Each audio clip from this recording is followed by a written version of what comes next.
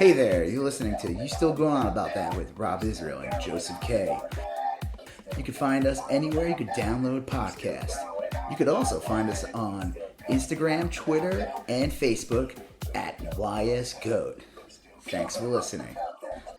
Okay, I'm Rob Israel. I'm Joseph K. And you still going on about that? All right, Joseph. What's going on? Yeah, well, we have some rare good news to begin with. What's that? Wait, there's good news? I want to know. Wait, is this a subjective good news? Like, no, I think this is pretty objectively stated good news. There are two things that dropped on streaming services this week. Okay. Over the last week, and one was Suicide Squad on HBO. Yep. And the other was What If, the first episode of What If, the Marvel property on Disney.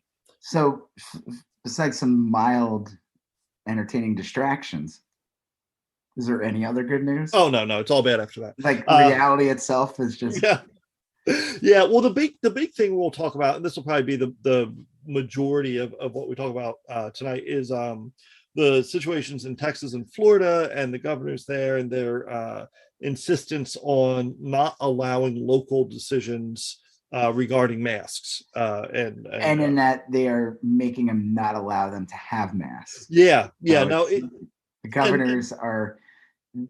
It's the opposite of good. Yeah, well, and it is kind of ironic, isn't the right word, but like the Republican mantra for years and years and years has been local control, that the local people should control local matters, and only in larger issues should the county get involved, and then the state, and then the federal government should never get involved in anything. And it is weird to see a lot of state governors now saying, well, local control's nonsense. You need to accept authority from a faraway place, which kind of runs counter to their whole governing philosophy. But these are weird times. Yeah, all right. Well, we'll get into that. I mean, the whole local control, though, was always code for racism.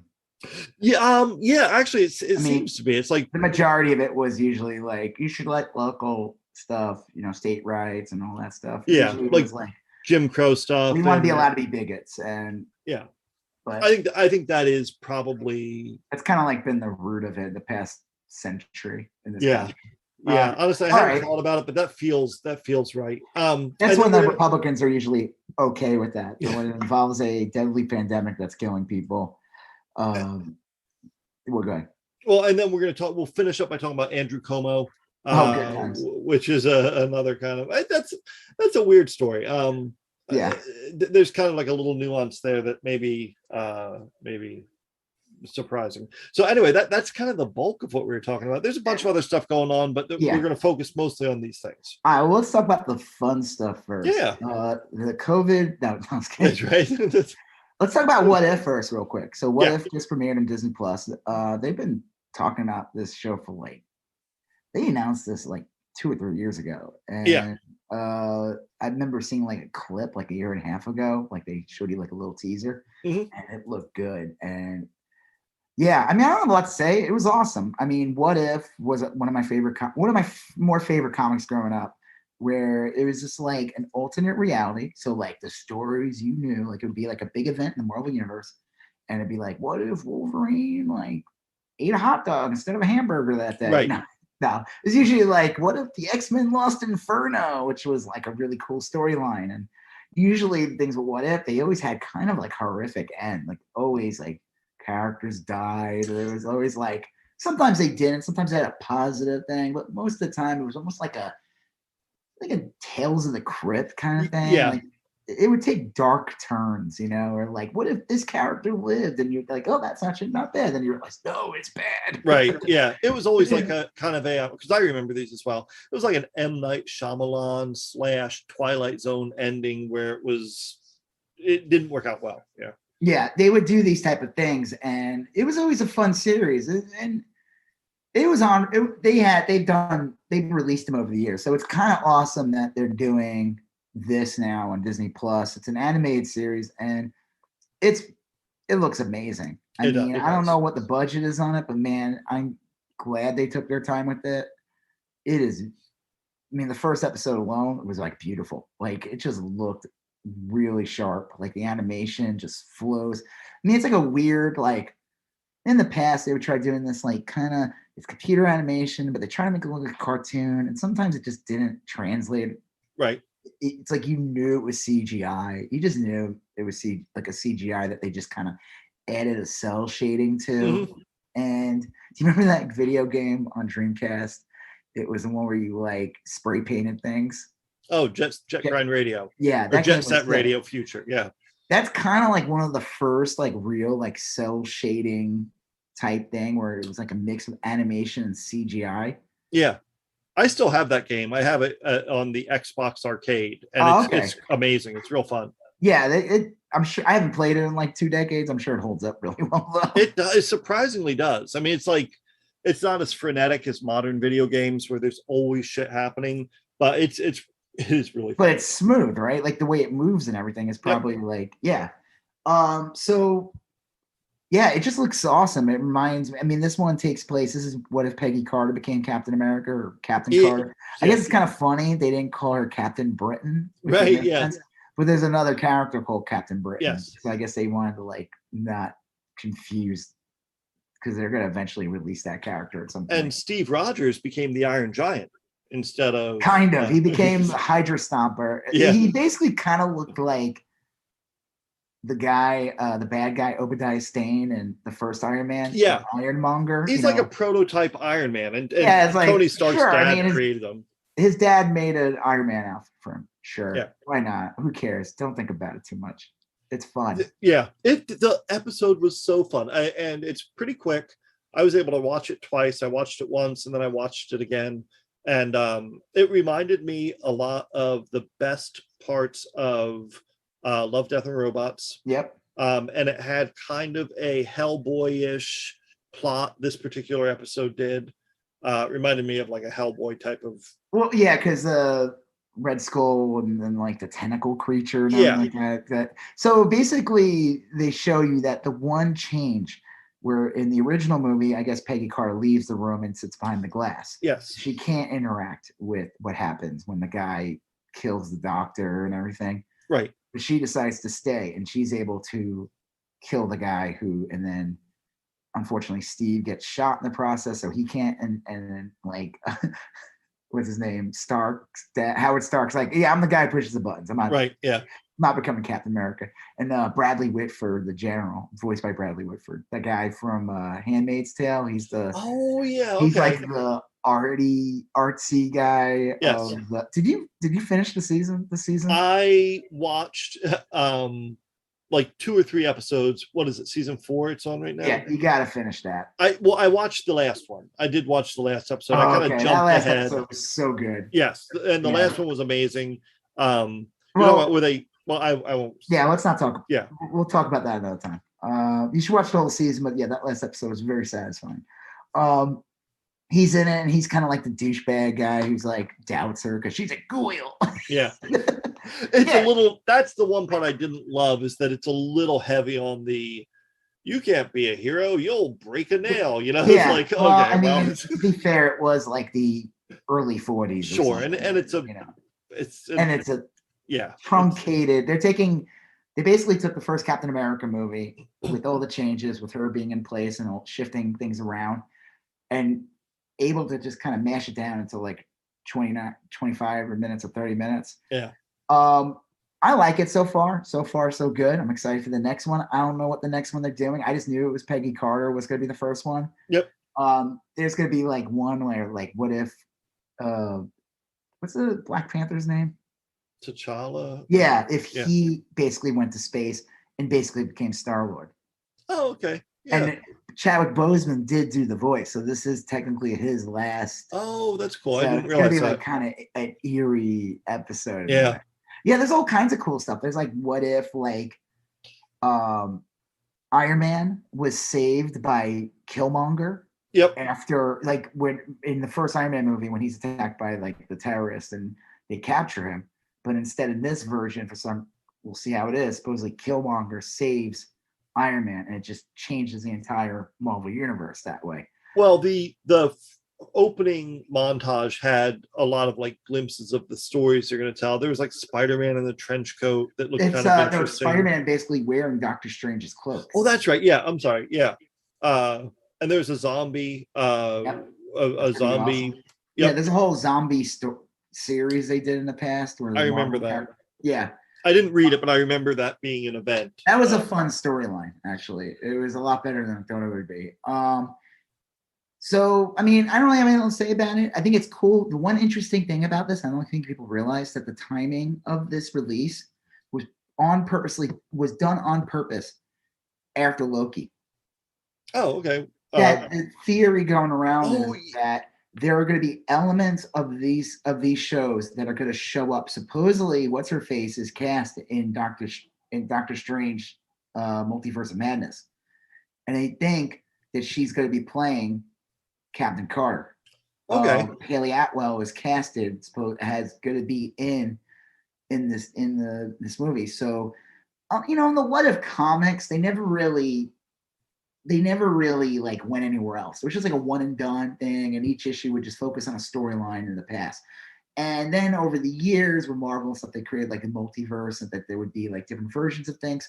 So supposedly this show isn't just, I mean, it's going to be a fun thing. There's going to be some throwaway things and everything.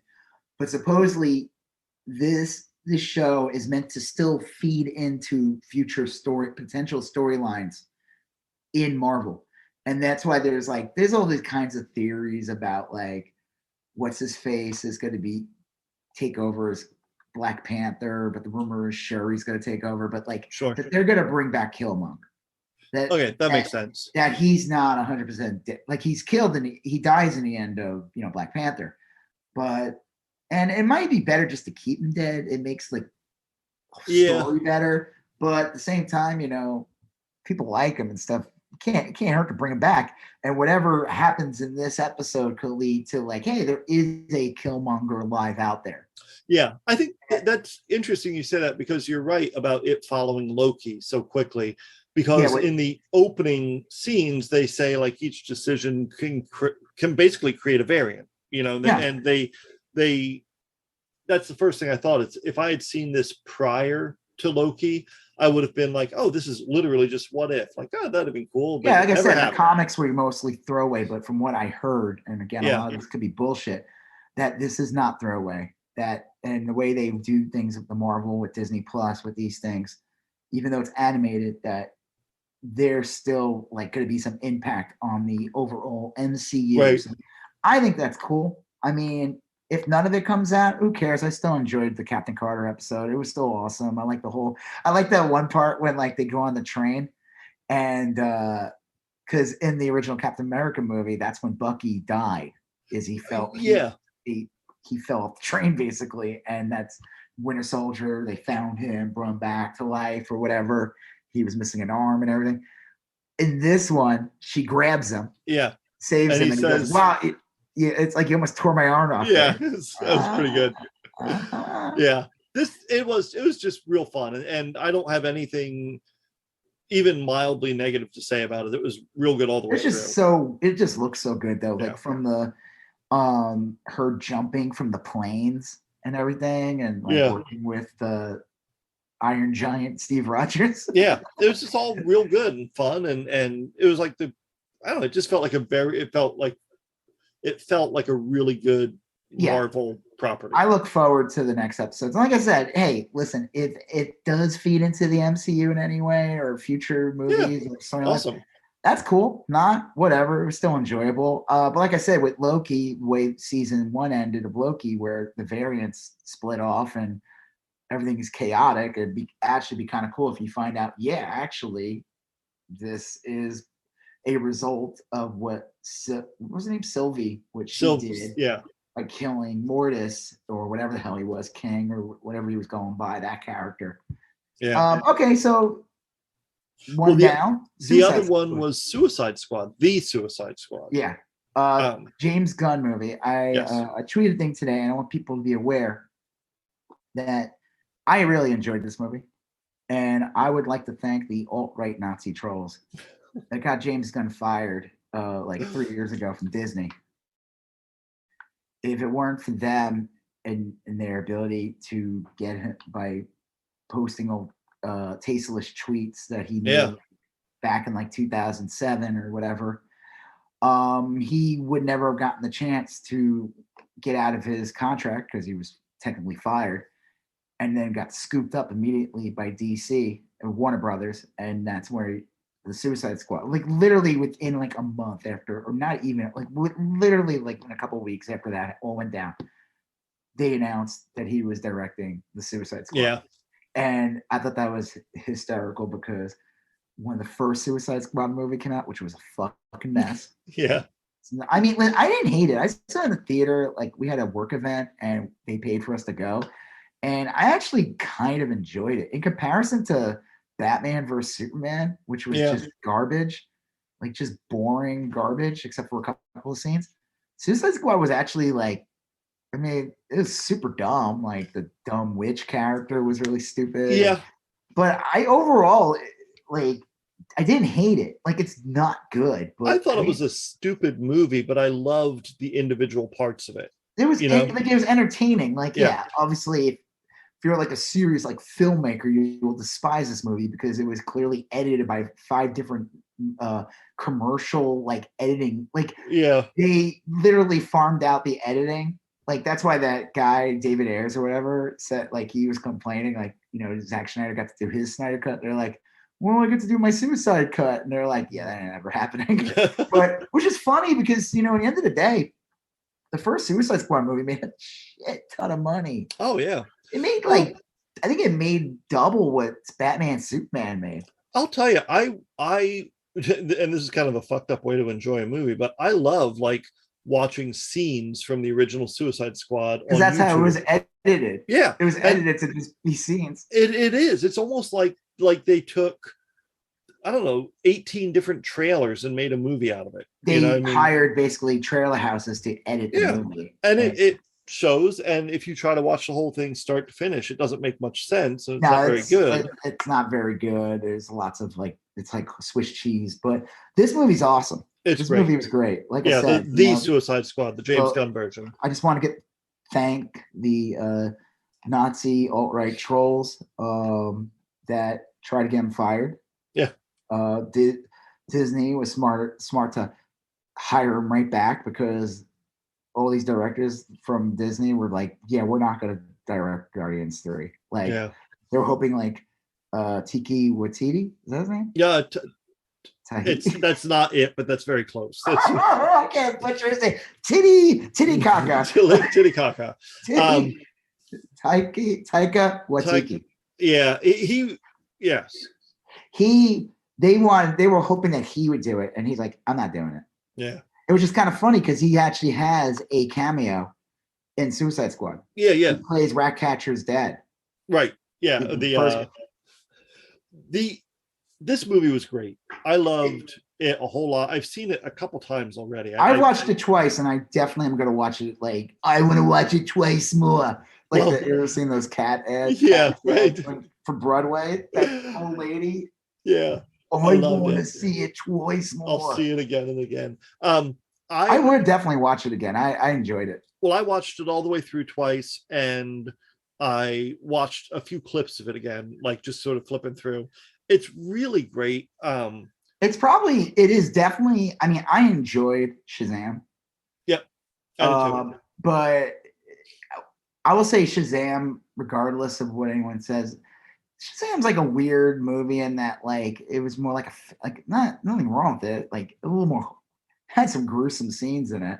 It did. Yeah, but, that boardroom scene with Sin, is an amazing scene, but man, it is not. Like, that's why I like that movie, because it reminded me of like 80s movies that like would have like really scary scenes, and like what would be a kid's movie. Like Goonies had some kind of scary scenes, and I really liked it, but I never really considered a DC movie like DC. Right. Because Shazam himself was like, again, we did an episode on it. Yeah, he's attacked on, He's kind of attacked on character due to a lawsuit that DC won. So he kind of has like his own universe, and I want to see the second one. But this is the best DC movie, Suicide Squad. It's interesting because it's rated R, which is funny because it's a pretty mild R, I think. I mean, it's gory as fuck. If they edit out the gore, and there's like a couple of titty scenes. Tiki what? A couple of tiki what? Are there? Because I don't remember. There is when they go to the bar and they go in the back. You see. Oh yeah, you're right. Yeah, topless. It's really fast. I mean, like if you edited that out and edited out like, well, there's that face, all the violence. the Pete Davidson's head getting blown off in the first few minutes is very. That was awesome. Yeah, I mean, like it. I mean, like that has to be very satisfying. I'm saying there's got to be a lot of people who are like, yeah, okay. Like I generally find him funny, but over the years, it's like he just seems like kind of a douchey a little bit. Yeah. And I don't want his head blown off, but no. I don't want that. But it was kind of funny. I think I liked everything about this. The one thing I'm like torn on, and I don't hate it, but like the villain at the very, there's a spoiler alert, but the villain at the end, we're gonna spoil this movie a bit. The Starro character I thought was like very cartoonish. I mean, it worked. I loved it. That's the funny thing is that like that character Starro, whatever it is, they, because literally there was like a literal they, right. That character is actually, that's how the Justice League started up. Oh yeah, like if DC, if WB and them had the balls, that's who they would have made the villain in the first movie. See, like I said, like with Avengers, which is always funny, and if at the end of the day, the first Avengers movie was literally just the first issue of the Avengers movie stretched out into a 2.5-hour movie. Loki tricks the Hulk into fighting the Avengers. That's the first half of the movie. And then they team up and fight Loki, and then they become the Avengers. They basically made the first comic from 1963. Justice League, man, if they fought freaking Starro in that movie, but Zack Snyder's the wrong guy for that. James Gunn has the ability to take the weird and make it really good. He took a character called Polka Dot Man, and everyone loves this character. Everyone loves him. Like any other person would look at that guy and be like, "This is stupid. I'm going to kill him in like 2 seconds." And he took the most ridiculous. Like there's all these like ridiculous characters that kill him in the beginning. Yeah. Detachable kid or whatever. Right. Like, that's hysterical. That's Nathan Fillion. Yeah. There's a lot of people in the beginning, and he takes this guy Polka Dot Man, and the guy is just one of the best characters in the movie. It's really good. That guy's an Ant-Man. He plays like, you know how like Paul Rudd's like character. He has like 3 goofy friends. I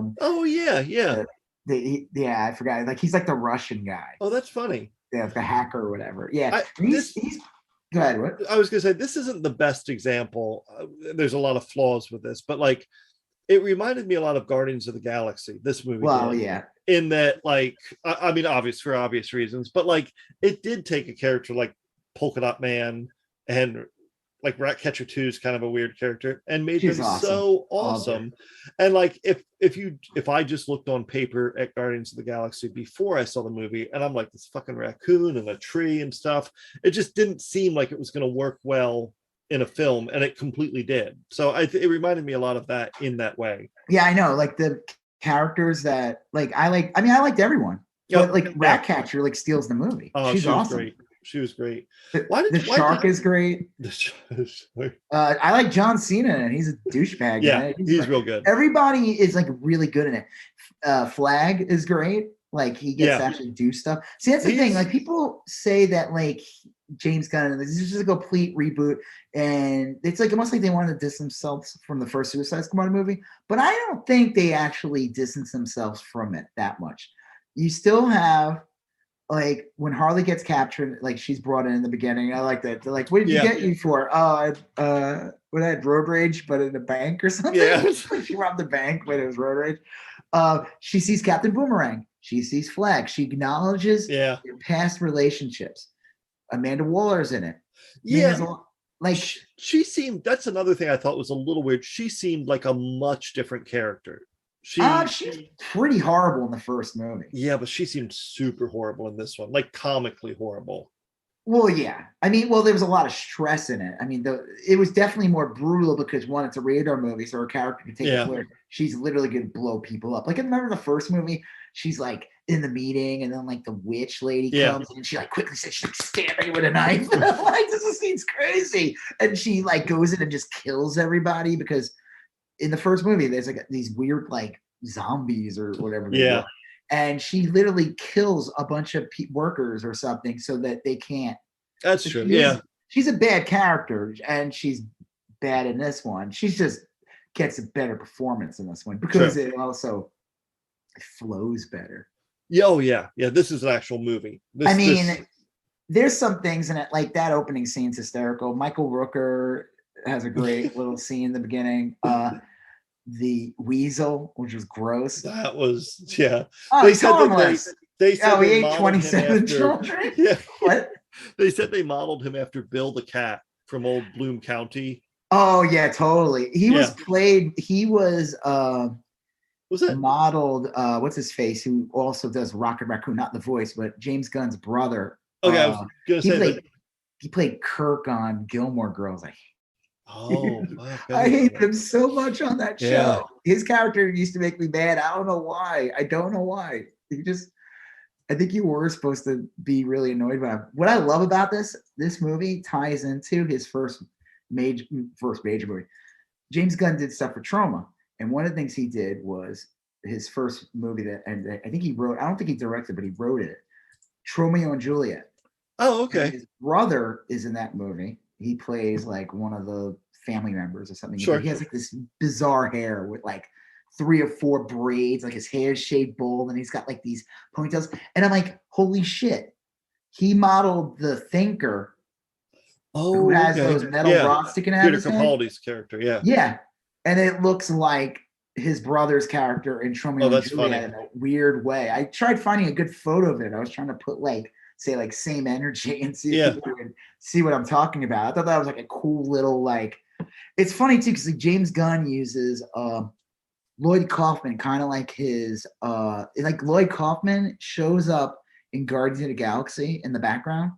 Lloyd Kaufman's like the Stanley of Trauma basically. All right. And Lloyd Kaufman's in the bar when they go into that bar. Lloyd Kaufman's there. You see him for like 2 seconds. And I don't know if he's in Guardians too, but I think it's kind of funny that James Gunn's kind of turning Lloyd into his Stanley that shows up in his movies. I thought that's like a fun little thing he's doing. Did you notice Mantis was in the movie? No. Mantis, when they're in the bar, there's these 3 dancers, and the middle dancer, they kind of focus on her a little more. Yeah. She's not, so you go, oh yeah, that's her. She's wearing like a red bustier or whatever, and she's got red hair. And I was like, holy shit, it's Mantis. Did she didn't have her eyes. It's that palm. Yeah, that one. But did she in this movie have? No, she was human. She didn't have big black eyes or anything like that that were CGI'd on. No, I forgot the name of the actress, but it's like Palm something. She's Canadian. I know who you're talking about. Yeah, so when they go to the bar, you'll see it. There's 3 dancers, and she's the one in the middle. They focus on her just a little like a second longer. So it's kind of cool how he puts in like some people from Marvel. So like I said, I'm never gonna say his name again. Taika.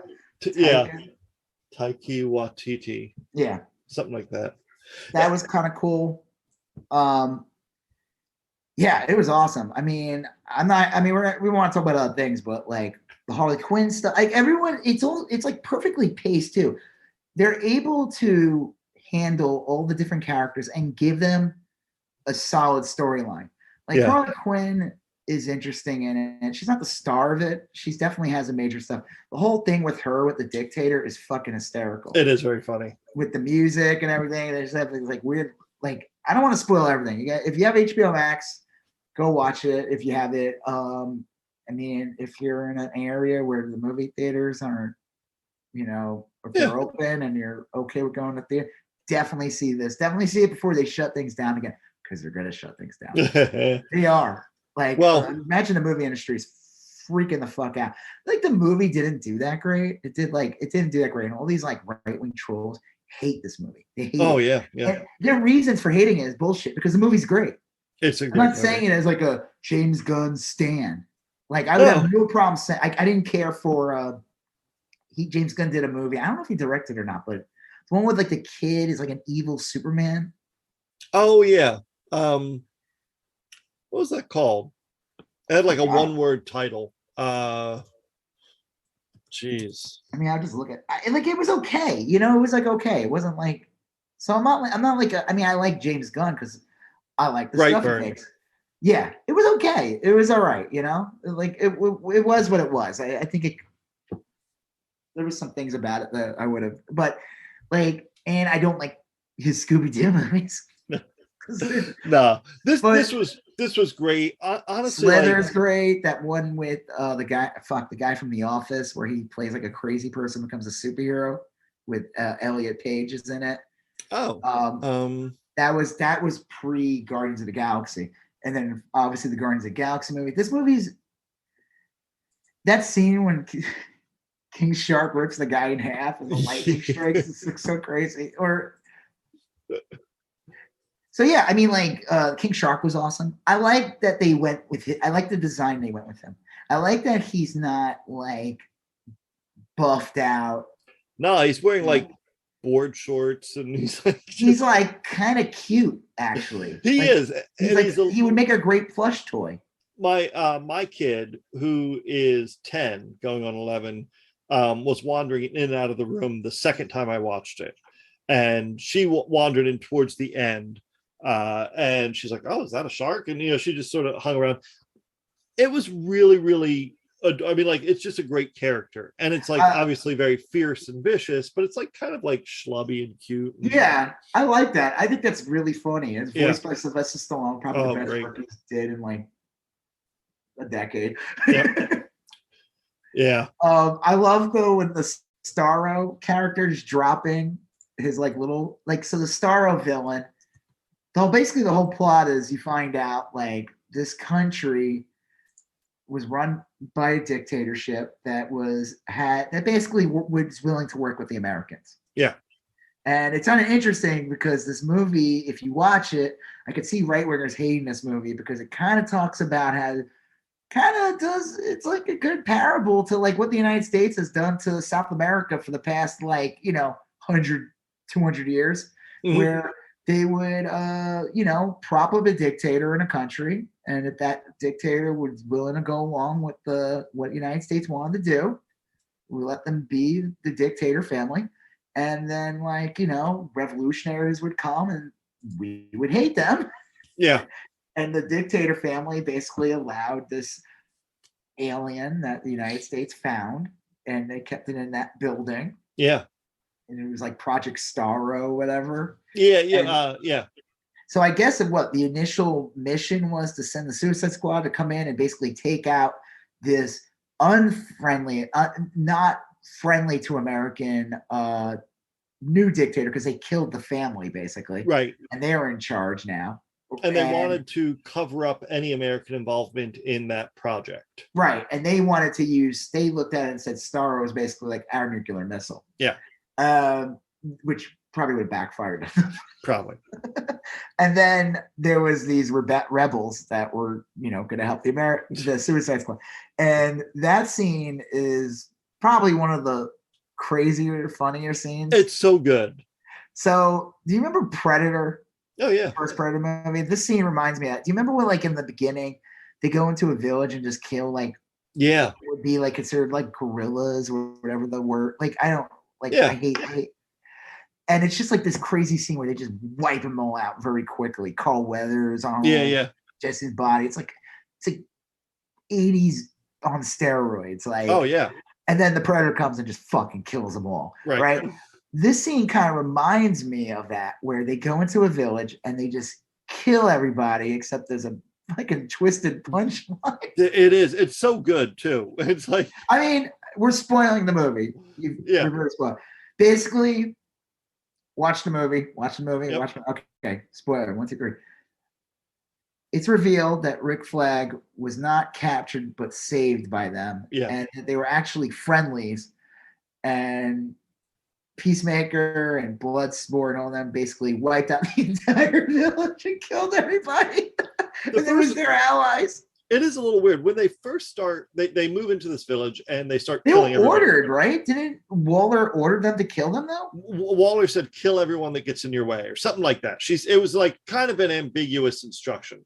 And so the first thing you see is like a woman doing laundry, and they kill her, and you're like, "Oh, that is odd." Like she's just like washing clothes or whatever. But then they start killing all these troops and everything, and they kill them in like these really fantastic and kind of comical ways.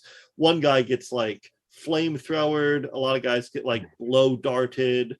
One guy gets stabbed like 80 times just as like he's walking by. And it's very funny. And then they get there and they're like, well, they realize that they killed their potential allies. And they're just like, I didn't see anyone out there. Like, yeah, it's like they play it off like they didn't know what happened. Like, it's this big one. I mean, and there's like Bloodsport, played by Idris Elba, is like having like a competition with Peacemaker where who can like do the craziest kills. Yeah, like a scene where Peacemaker just goes to the person sleeping and he just stamps him like that's the funniest. It's like, or it just Alba, I think, blows up the guy with like a compression bullet, or maybe it's like a delayed explosion compression just, like, bullet. Piles of meat falling. It's disgusting, but it's like so like I said in the beginning, it's kind of interesting too how the movie's edited. It's almost edited in a way like a little bit like a Quentin Tarantino movie, like Pulp Fiction, where things are a little out of order. They'll go back in time, they'll show it. So like I said, in the beginning, you're introducing Michael Rooker, and it's all about him. But then you find out they were like the dummy team in the beginning, and they all they really all get wiped out. I love it. They made this a big deal that Pete Davidson was in the movies, and it for like 2 seconds. If that, he's in it. And Michael you don't even get to see what he does. They kind of implied, I guess, he throws up stuff or whatever because he's kind of threatening a guy. He's like laughing and he's like going. Ugh. I think he spits up acid. I have no idea. I thought that's what. Yeah, they didn't show any of that. Yeah, I never thought of that. I love the Javelin guy played by Fuel or whatever his name is. This guy's funny. He's this German actor. He's just like, and he's just Harley's like, we don't got no accent. Right. Like Jersey honk. Bronx girl's got a Bronx honk. He's like, they don't like my accent. And she's like, we don't got one. And she gets a javelin though in the movie. It's all the way good. It's like equally parts funny and serious and kind of like also like great. It kind of like Idris Elba's character Bloodsport almost is his storyline is not much different from Will Smith's storyline in the first Suicide Squad. First Suicide Squad, it's like you find out like he's not really a bad guy, this merciless killer. Right. He's doing it for his family. But they kind of change it up a bit, and it's like he's like fighting with his daughter, and they're like cursing each other out. It's like you're a piece of shit, you know. But I love when like Waller basically picks him because he could turn anything into a weapon and all this stuff. And then when he meets Peacemaker, like, what can he do? Literally the same thing you can do, but he says he can do it better. Yeah. I love the scene when King Shark is about to. It's like an earlier scene when they're like waiting or resting or whatever, and you just see. I think it's Dot, the polka dot guy or something, wakes up and sees King Shark. He's about to just swallow Ratcatcher. Like he's literally picking her up, and then Bloodsport starts shooting him, and he's like, it made me think of my dog Snoopy when like. He shits and he's not supposed to somewhere in the house, and then he's like coming at me. He's growling, fuck, and I shoot him with a pulsar rifle. No, I'm just kidding. Well, that was a hilarious scene. He like literally picks up Ratcatcher like she's a sub sandwich or something. He's like about to just completely go for like a midnight snack. She's like, would you? She's like, I don't have friends. Or whatever. He's like a kind of a dopey character. And she's like what? I could be your friend. If you did, would you eat them? Would you? And she's like shaking his hand, and I forgot Idris Elba was like, you're really stupid or something.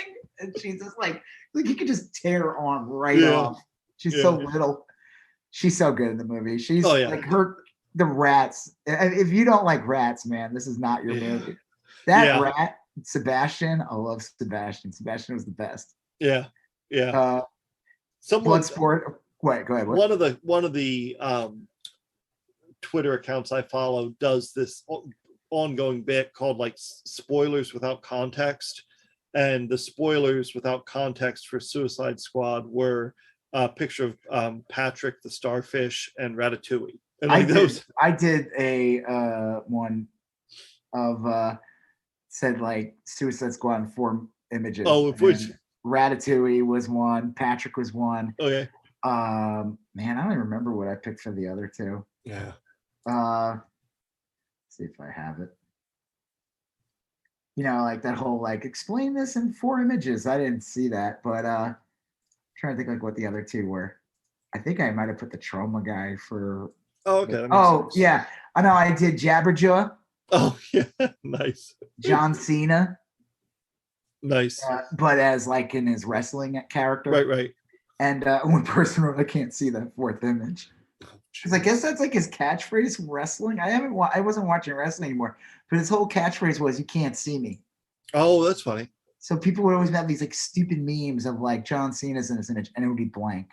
That's funny. Yeah, I never followed wrestling that much, and I never followed John Cena. You watched the end, right? You saw the end credit scene. Yeah, where they bring back Peacemaker, right? Yeah, I mean, so James Gunn, I guess, filmed 8 episodes of Peacemaker show. I don't know if it was exactly the same time as the movie, but it's done and it's coming out early next year on HBO Max. I'll definitely. I liked that character a whole lot. I don't know if I like that character as the lead. If they give him good supporting cast, then it'll be good. True. He seems to me more like a great foil. Like he was a really great foil to Bloodsport. But I don't know if I would have enjoyed him as the lead character. But I guess we'll see. I mean, it could work either way. It's like we didn't think Frasier was going to work, and absolutely right. And man, that toss some salad and the scrambled eggs, and fuck we got like 10, 11 seasons out of that shit. And I never would have thought that I'd watch a whole series based on a Jack Russell Terrier, but that Eddie show was fantastic. What? You mean Frasier? His dad's dog, Eddie. Yeah. Yeah. You never watched Eddie? Yeah, I didn't think they would. They did a whole show on the Lazy Boy that his dad sat on. And I didn't think I'd watch 10 seasons of just me staring at an old empty chair, but fuck, dude. Yeah. That was some riveting television right there. Poignant. Again, it's all about how it's done and who does it and how it's made. Right. The 8th episode, directed by David Lynch, was the best. The whole thing just looked like a Lynch thing, But hey, when the chair screamed for 20 minutes. Shot entirely in black and white. The chair was saying, got any? What is it? What does it say? You got any change? No, you got smoke or whatever. So you gotta smoke, gotta light. Yeah. Yeah, when that dwarf was dancing for an hour. Right. Idris, everything on it was a great movie. One of the best scenes too is Polka Dot Man. You find out like his character is interesting, and I think he could come back, even though he gets kind of turned into pudding by Starro. Yeah.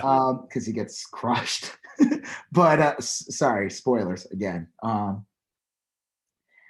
He's like crazy and he wants to die. Like when they ask, like, and well, he's like, these things grow out of him, and he has to like. It's like a virus, a cosmic virus. Yeah, when you first meet him, they're like, "Oh, the Polka Dot Man," but he was wearing like a power dampener or something in prison. And it's funny because you're like, "Wait, what? Why would the Polka Dot Man need a power dampener?" And you find out it's like an incredibly powerful character. These things like grow out of him. Like, and there's that scene when he wakes up, he looks like the fucking Elephant Man for a minute, and then he just kind of shits them all out. They don't show that, but it's really, really great. And it's like a cool power, and it's I don't know, it is, and he's a very like kind of poignant character. Like I guess his mom infected him with this virus. He infected him and his brothers and sisters, supposedly, like trying to make superheroes or something crazy shit. Right. And I guess they all died or whatever. He was like the only one who lived.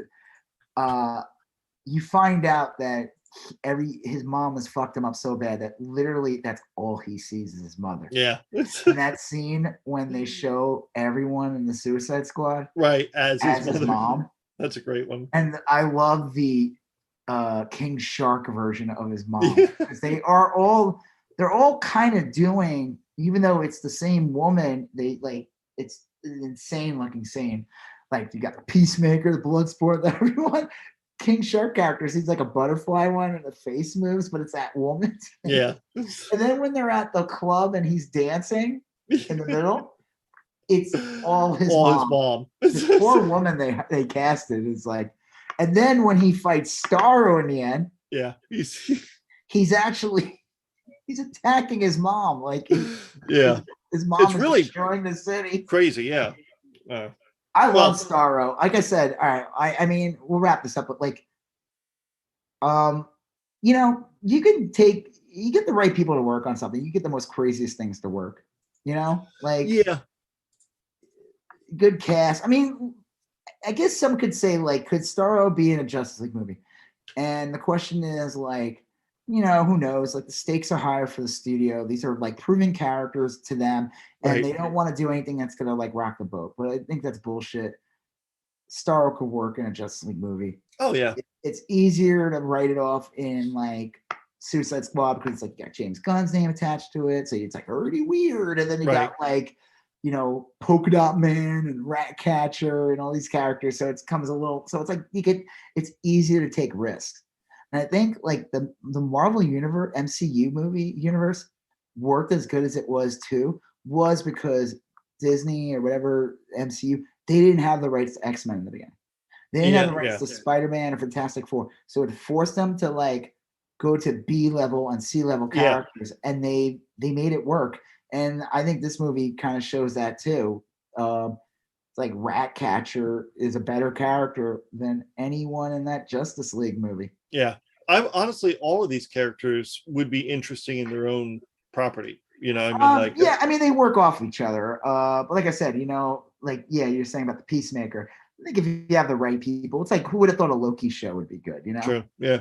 You get throw Owen Wilson in there and then like some other balancing characters, and it works. Yeah. I liked it. I guess this will lead into the next thing, because, you know, a lot of movies are supposed to come out, and like I said, this movie didn't do that great, but I think it's because people are not going to the movies. Right. Like, I mean, there are people who go, and there's areas that are probably okay to do it, but like some of the major cities are starting to shut down again in some ways. And people are not piling into the theater. It's like, I guess we had 1 or 2 good months, kind of, you know, June and July were kind of like, what? It is weird. It's like a rerun of last year. You know, I mean, like it's the we're in August, September. You can see the numbers start to pile up, and I'm just wondering if it's going to affect the movie industry at all, because there are all these movies that are supposed to come out this year that haven't come out yet. Shang-Chi, Spider-Man, Eternals. That's just the Marvel stuff. There's like a bunch of other movies, like Dune will be coming out on HBO Max, but it's also in the theater. And I imagine the studio wants it to do well in theater just as well as it does in HBO Max. It'll be interesting, and I'm gonna say up front that what I'm about to say is only based off of like a cursory understanding of things. But like the coronavirus is spiking wildly right now, but you do still often hear about people saying this is essentially 2 different planets people are living on. There's vaccinated people that are living relatively normal, healthy lives, you know, not 100%, but like that are.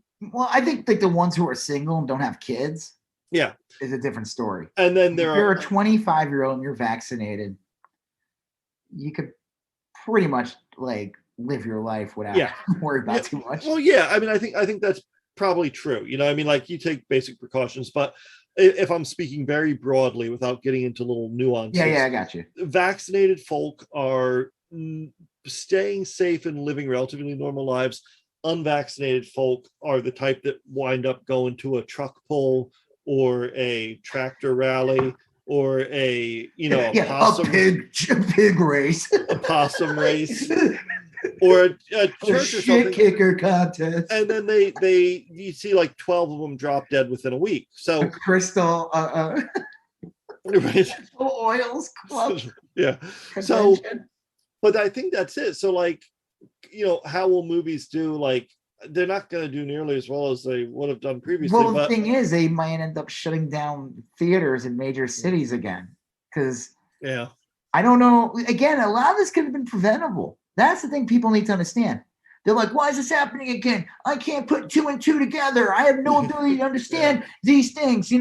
They said I do this, but now they say it's like, dude, it's really fucking easy. Yeah. We had a virus that never went away. We asked you to wear a mask. You were not you, except for that one time. Right? So, you asked you to wear a mask, properly. Right. Or, not all the time, but like when you go into stores or places and say, hey, maybe it's not a good idea to have a Sturgis rally, which is happening right now too.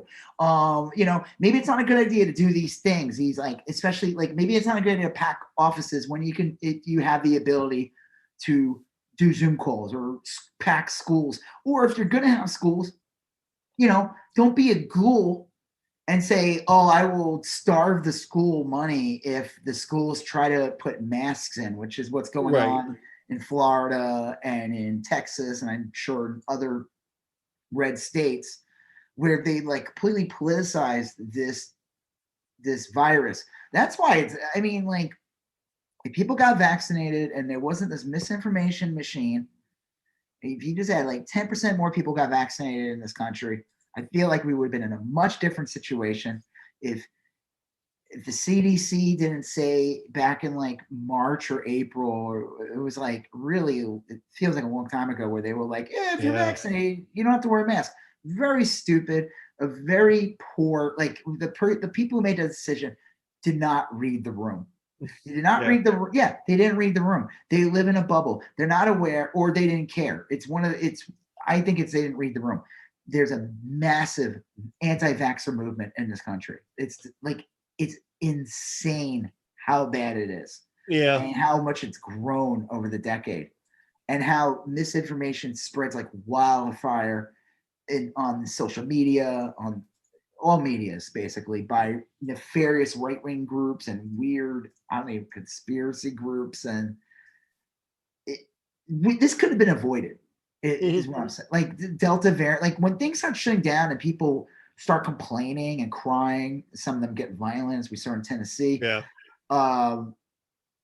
They're not gonna ever put 2 and 2 together and realize, again, I am the results of my own actions. No, they won't. They'll say, Biden's trying to control you. Yeah. It's nonsense, and it's again, the Abbott's while telling people they can't wear masks, is begging for out-of-state help to take care of COVID patients in the state. And it's so bizarre. Why do you need that? What? It's so bizarre.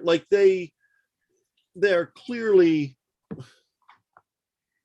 I don't know. I don't see how you can argue both things. A, that we need to not do anything about this coronavirus, and also, hey, we also need additional medical personnel and ventilators. They just don't, anybody should be able to tell you that doesn't make sense. Florida asked the Biden administration for 200 extra ventilators, and the Biden administration sent them, and then they saw the documents, and so people asked DeSantis, hey, why'd you ask for all these ventilators? He's like, I don't think that happened. Yeah, he denied it. Yeah. First of all, the Biden administration, if they were politically savvy, what they should have done was went on TV, said the governor of Florida is asking ventilation system. Of course, I'm not a monster. Right. We're going to send them on one condition. Masks have to be allowed in public schools in Florida. Yeah. Oh, you want help, Abbott, in Texas? Masks have to be not encouraged, required in all public schools throughout the state of Texas, and then we will gladly help you with everything. Yeah. It is weird because they don't, I don't know. We've talked about this before, but like masks work, but like they only really work if like everyone's wearing them. Exactly. You know? I mean, like they that's why you have to mandate it. You can't, and if you encourage it, you have to encourage it though. You can't just be like, well, there's a sign I put up somewhere. Yeah. We mentioned it somewhere like a month ago. No, it has to be like, if you're in a room with 100 people and no one is wearing a mask, you are safer by wearing a mask, but it's like you're not nearly as safe as if everyone had been wearing. It's like wearing a bulletproof vest, or someone spraying 1,000 bullets. Well, hopefully the bullet hits the vest and you fall down real quick and don't get sprayed by 1,000 bullets. I mean, it's kind of true. I mean, like, there's only so much, like, you know, the argument they make about masks, they don't work. It's complete bullshit. They do work, and they work really good when we're all wearing them. Oh, I don't want to. Okay, well, then you can't participate in society, asshole. It's just common sense that it would work. I mean, like, that seems like and never understood. Or they try to come up with all kinds of bullshit. Oh, the viruses stay on the mask. They're filthy. You have to change them. I mean, well, if you have a cloth mask, no shit. You should throw them in the washing machine. Yeah. After you use them anyway, duh. Or if you have a disposable one, yeah. I mean, if you're just going to a store, you could probably use it a couple of times, depending on what, like a KN95 mask. You could use it a couple of times over, you know, eventually after a while you should toss it. But it's just nonsense. And then the same thing with the vaccine. Like, well, you're fine, the vaccine. You got it. I made a choice and said not to get it. And I'm like, no, that's not how vaccines work. Like, you got to get it too. Like, it works better when we, like, oh, well, we should get herd immunity. Yes, we will reach herd immunity with vaccines. Yeah.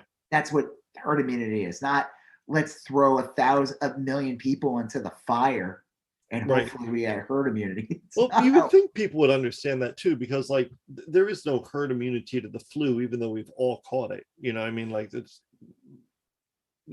again thousands of variants of it every year. Is a new strain, and I guess now with COVID, that's just going to be our reality. There's going to be new strains of COVID every year, and then they believe, a lot of these morons believe, they think like, oh no, the new variants are weaker.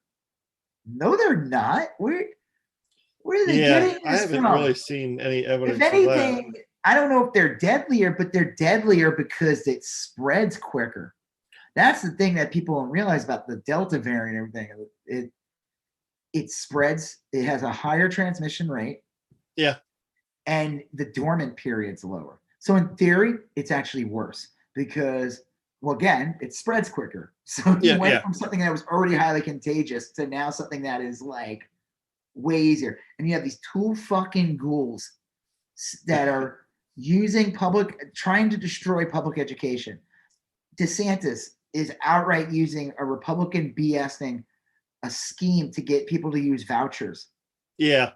Well, he's doing it.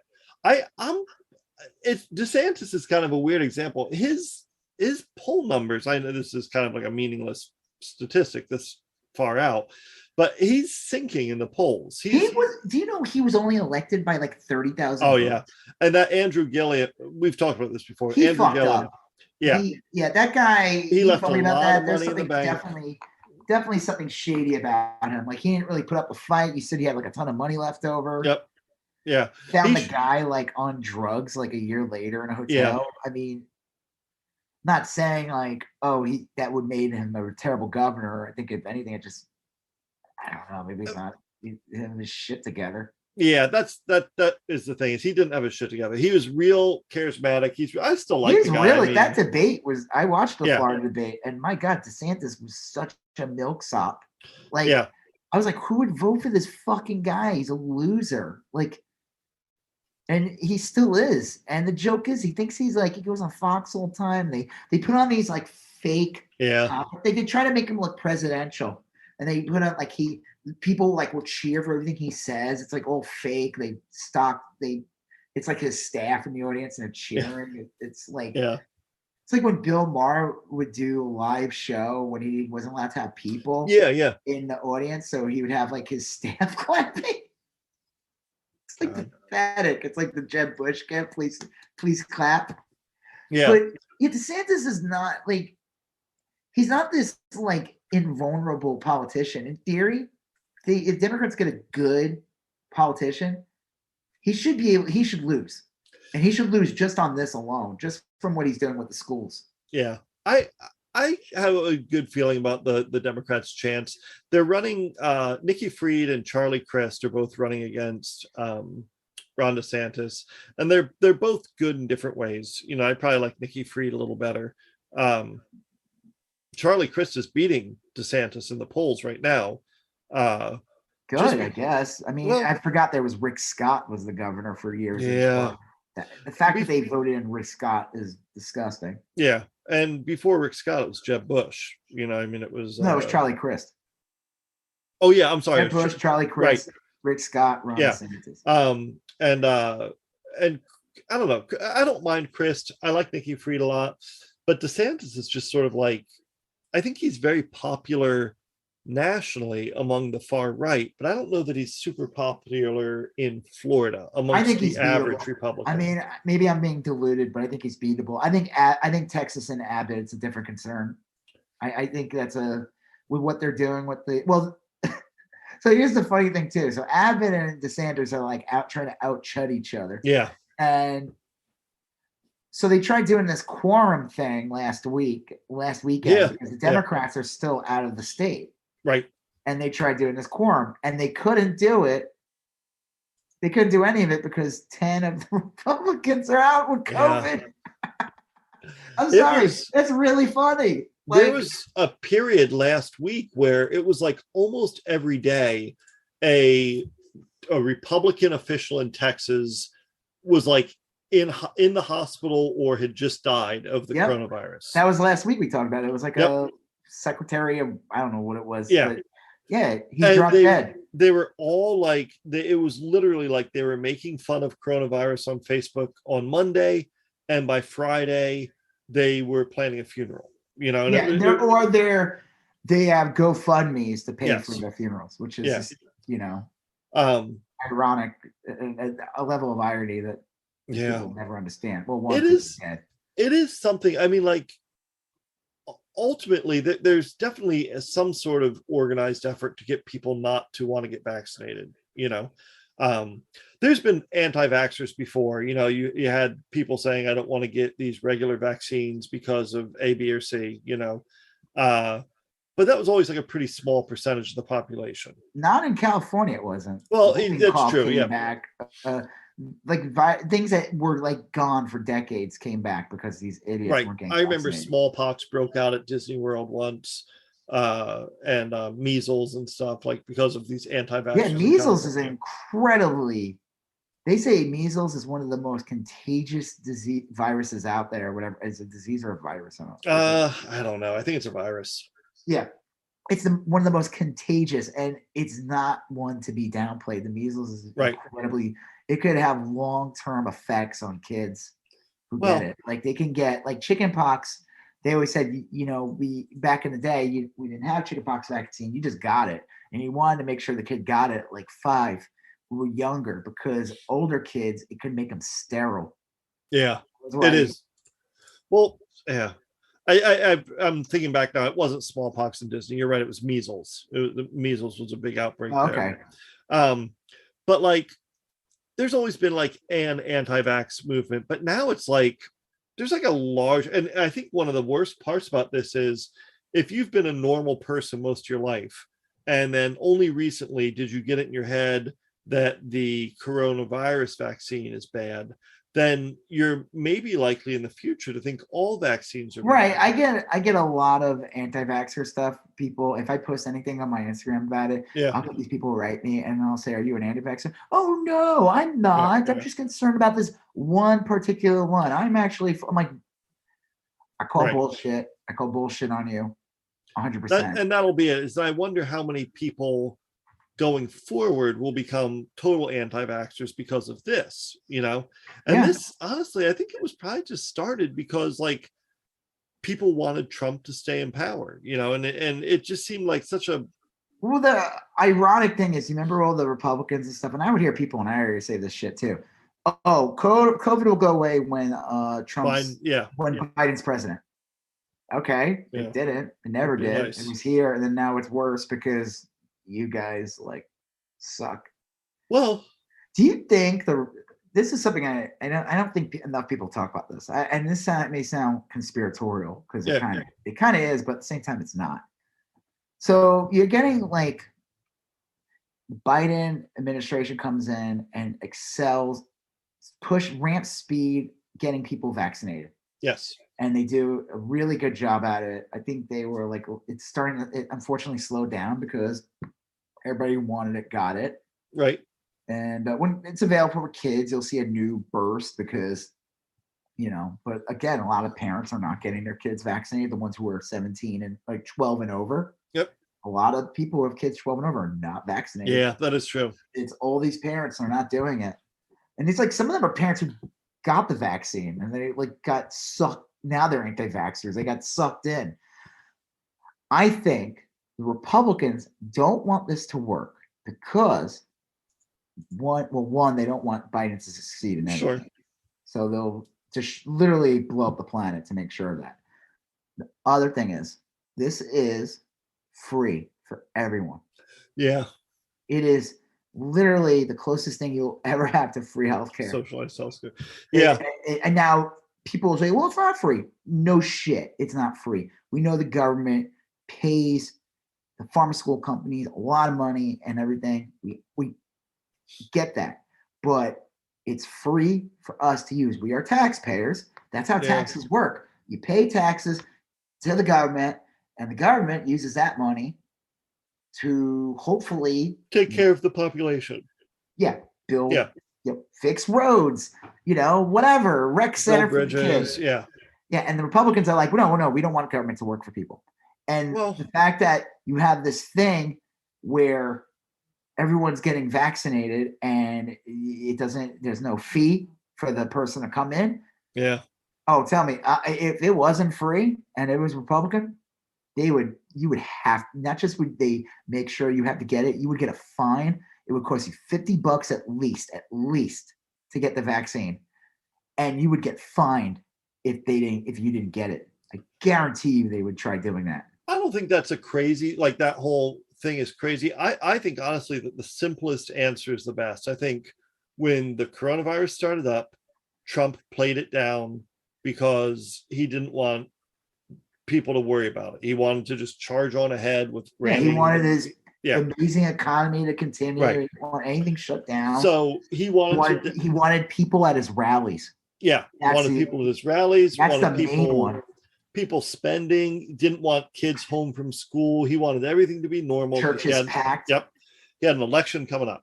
And so he told everyone it was no big deal and it's fake and it's a fraud. And he did all his tricks. But he knew it wasn't. That's what's. But he knew it wasn't. Yeah, the Bob Woodward interview showed that he knew it wasn't.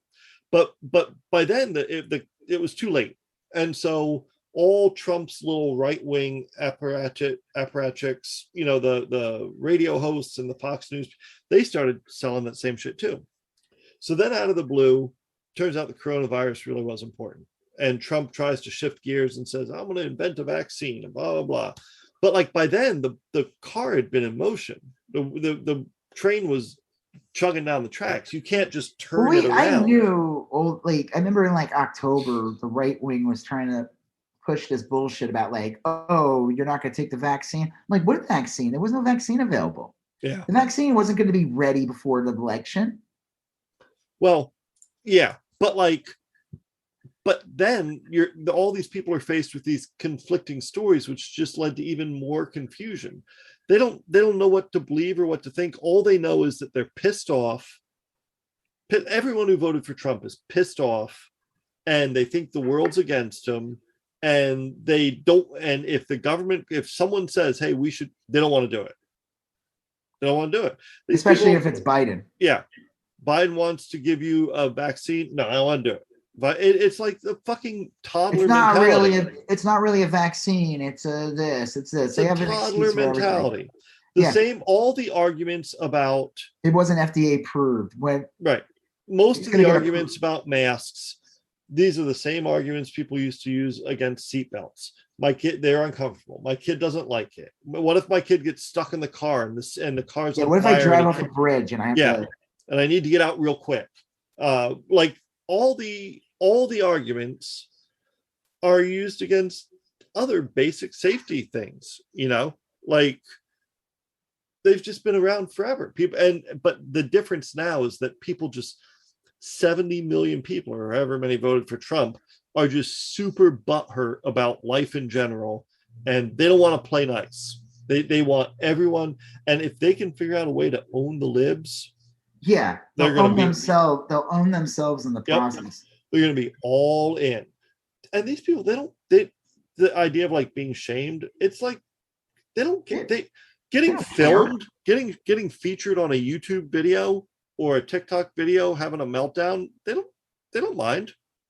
But those people are usually nuts. I'm talking about like so-called everyday people.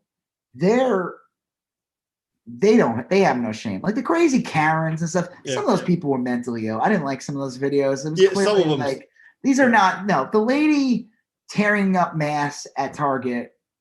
That video, I remember this lady from like Utah or something. I think I remember that one. Like she was like a high up in the Republican Party.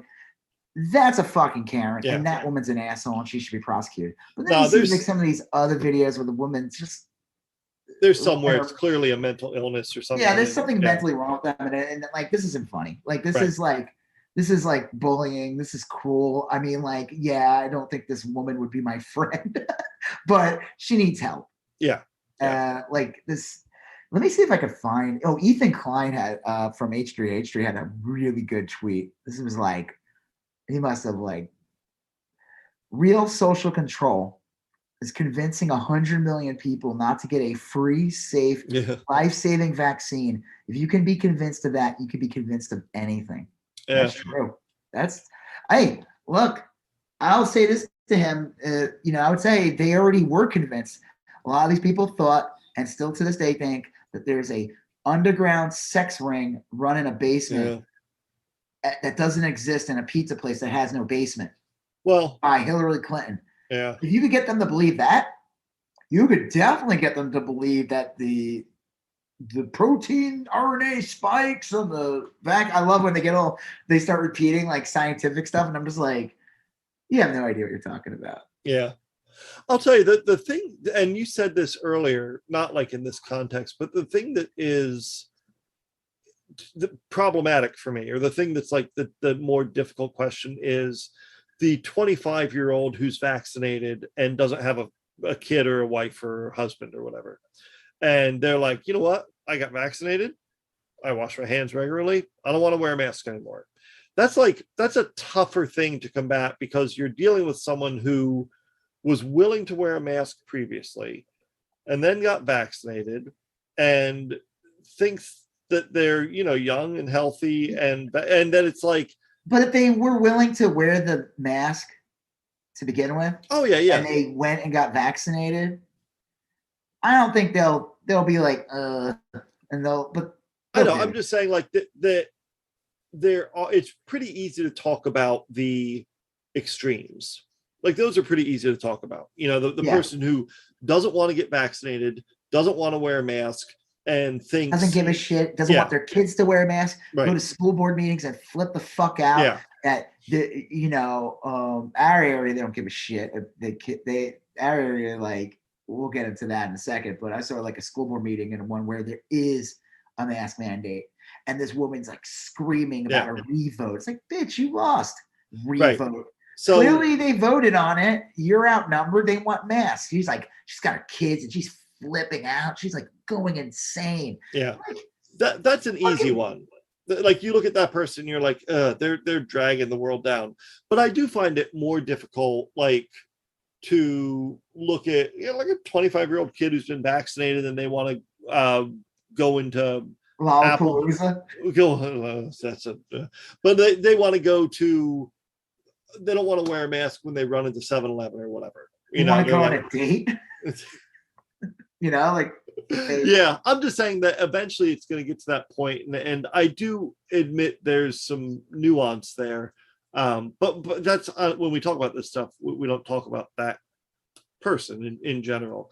I mean, everyday person, like I said, I think the people who wore a mask to begin with and got vaccinated, those are the people that are probably in general going to give you the least hard time. Yeah. If they not that they have to wear it, but they almost would probably want to wear it depending on where they're going. Now, like you said, they might be a little loose on it and be like, really, like, do I need to wear it here? Do I need to wear it there? But I think the majority of those type of people we're talking about are going to give you the least. They're not going to get violent. There's a good chance they won't. I'm not saying they all will, but they're not going to show up in like the one in Tennessee. What was it, like a school meeting? And screaming your lungs out and threatening the lives of the doctors that showed up to speak there. Yeah. Like I see that too. Like, and I see that in my own life. Like, it used to be if I were going to go to Dallas or something, I'd probably put my mask on in my car and wear it through the parking lot and into the store. And I don't do that anymore, and I know. I do see some people. Well, you went on like where did you went to New Mexico? Yeah. And like, but I wore my mask in most places depending on what it was, but the difference between the reason why we chose New Mexico, one, because there were places we wanted to go to. Yeah. That usually helps. Going to shit kickers, Montana, just for the hell of it. No, there were actual things we wanted to do, but they took COVID more seriously. When we were there, the state reached herd immunity. Yeah. Driving through Texas, though, was awful. Like, you think areas, those rural areas and shit, man, we looked like fucking aliens going into like 7-Elevens or whatever gas station we needed to go to. And not to say New Mexico was perfect. Not at all. I mean, some states were better, some people, but I just knew if we're going to go on vacation, this was a safer place to do. And this was post-vaccine for you. This was post-vaccine for me and my wife. My son still doesn't have one because he's not 12. But it was also, we knew the state. Well, one, the Delta variant wasn't here. Yeah. Or like we heard about it, I think, already, but it wasn't a real threat here yet. Yeah. But the state reached herd immunity when we were there. Now, again, does that mean I'm not going to get COVID? No, but I felt safer. I felt better. I didn't think about it. I wasn't like on edge, really. I didn't really care. Like, I mean, eating inside was kind of odd and kind of get used to. See, I'd have, my bigger problem would be in a hotel room. I just don't like hotel rooms to begin with. Well, I mean, we were staying in decent places, and they had you were not supposed to walk around the hall, but there were people, older people. None of them were wearing masks in the hallway, and I don't know. Maybe I was like, maybe they're vaccinated. I have no idea. It didn't matter. I mean, we didn't get COVID or anything like that. Right. But like I said, we took it very seriously. But we just felt safer. I'll tell you this though, we did bring aerosol. Like we brought aerosol, and we would spray the room the first day we got there. Yeah. I do that in general. I fucking hate hotel rooms. Well, I think getting back to that school board thing. Oh God, yeah. Okay, so speaking of fucking hell, well, school started up as we were talking about, and Abbott basically put in a thing that basically said, I will defund any public school that has a mask mandate. A mask mandate, and Dallas was the first one to come in and basically said, "Yeah, we're mandating masks." Fort Worth is doing it now. San Antonio's doing it. Austin's doing it. I think Houston too. Houston's doing it. And the thing is, like, I think in the end of the day, this is where Biden could come in and be like, "We'll pay." They can totally do that. Well, they can make Abbott look like the biggest fool. Yeah. Well, and they can. The Biden administration could also say, like, we're taking away Title I funds, or they can play hard. Well, like I said, that thing about like with Abbott like begging, or Ron DeSantis begging, it should come in a condition. Okay, the things that the reason why you need these things is because you refuse to follow any CDC guidelines. Well, that's how they got this national speed limit to be 65 or 70 or whatever it was at one point, is that they said we're going to withhold highway funds from you until you change your speed limit and adopt there's like several conditions, like a speed limit, blood alcohol content as a definition of drunk driving, and some other thing like seatbelt laws or something. We're trying to have a functioning fucking country. We want people to be able to drive through the country and not like go through DWI town or whatever, right? Or like Drunkville, or people it's legal to have like 4.0 and drive 150 miles an hour. You told me, I was making dinner when the school board meeting occurred, and if you ate during that, you would have threw up. You told me about it, and you sent me a link, and I watched a little bit of it, and I can only watch a few people talk. And I kept turning it off and then turning it back on and turning it off and turning it back on, because it was, a lot of it just felt very astroturfed.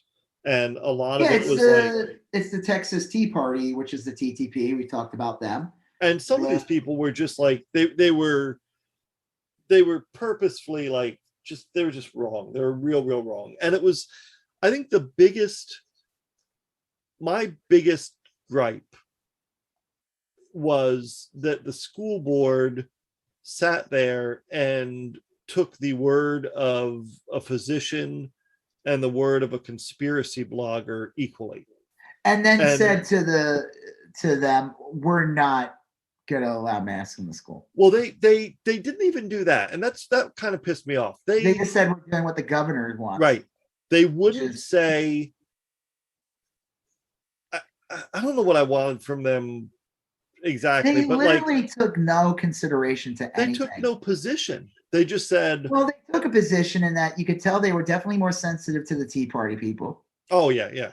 And they just outright said multiple times, we're not allowing masks. So what's the point of this? But they didn't even say that. They didn't say. They did say it a couple of times. But they didn't frame it that way. They didn't say, we as a school board have looked at the evidence and decided we're not doing masks. Oh, they didn't say any of that. They kept saying, we're not going to defy the governor. We're not going to defy the governor. And that's such a cop-out bullshit position, because they didn't say, man, we'd love to mandate masks. That's the right thing to do, but we're not.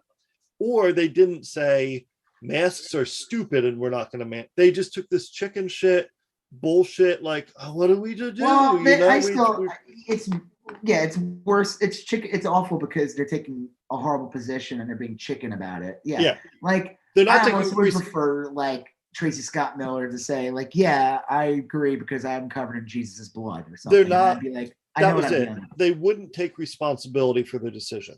It's like when every school board around our area starts mandating it, and they're the last one, and then the schools become hot zones because of them. The fuck, dude? Well, do your job, asshole. I don't know every county or school district in Texas, but this is kind of like the crux of the legal issue, and I'm pretty sure we've talked about this before.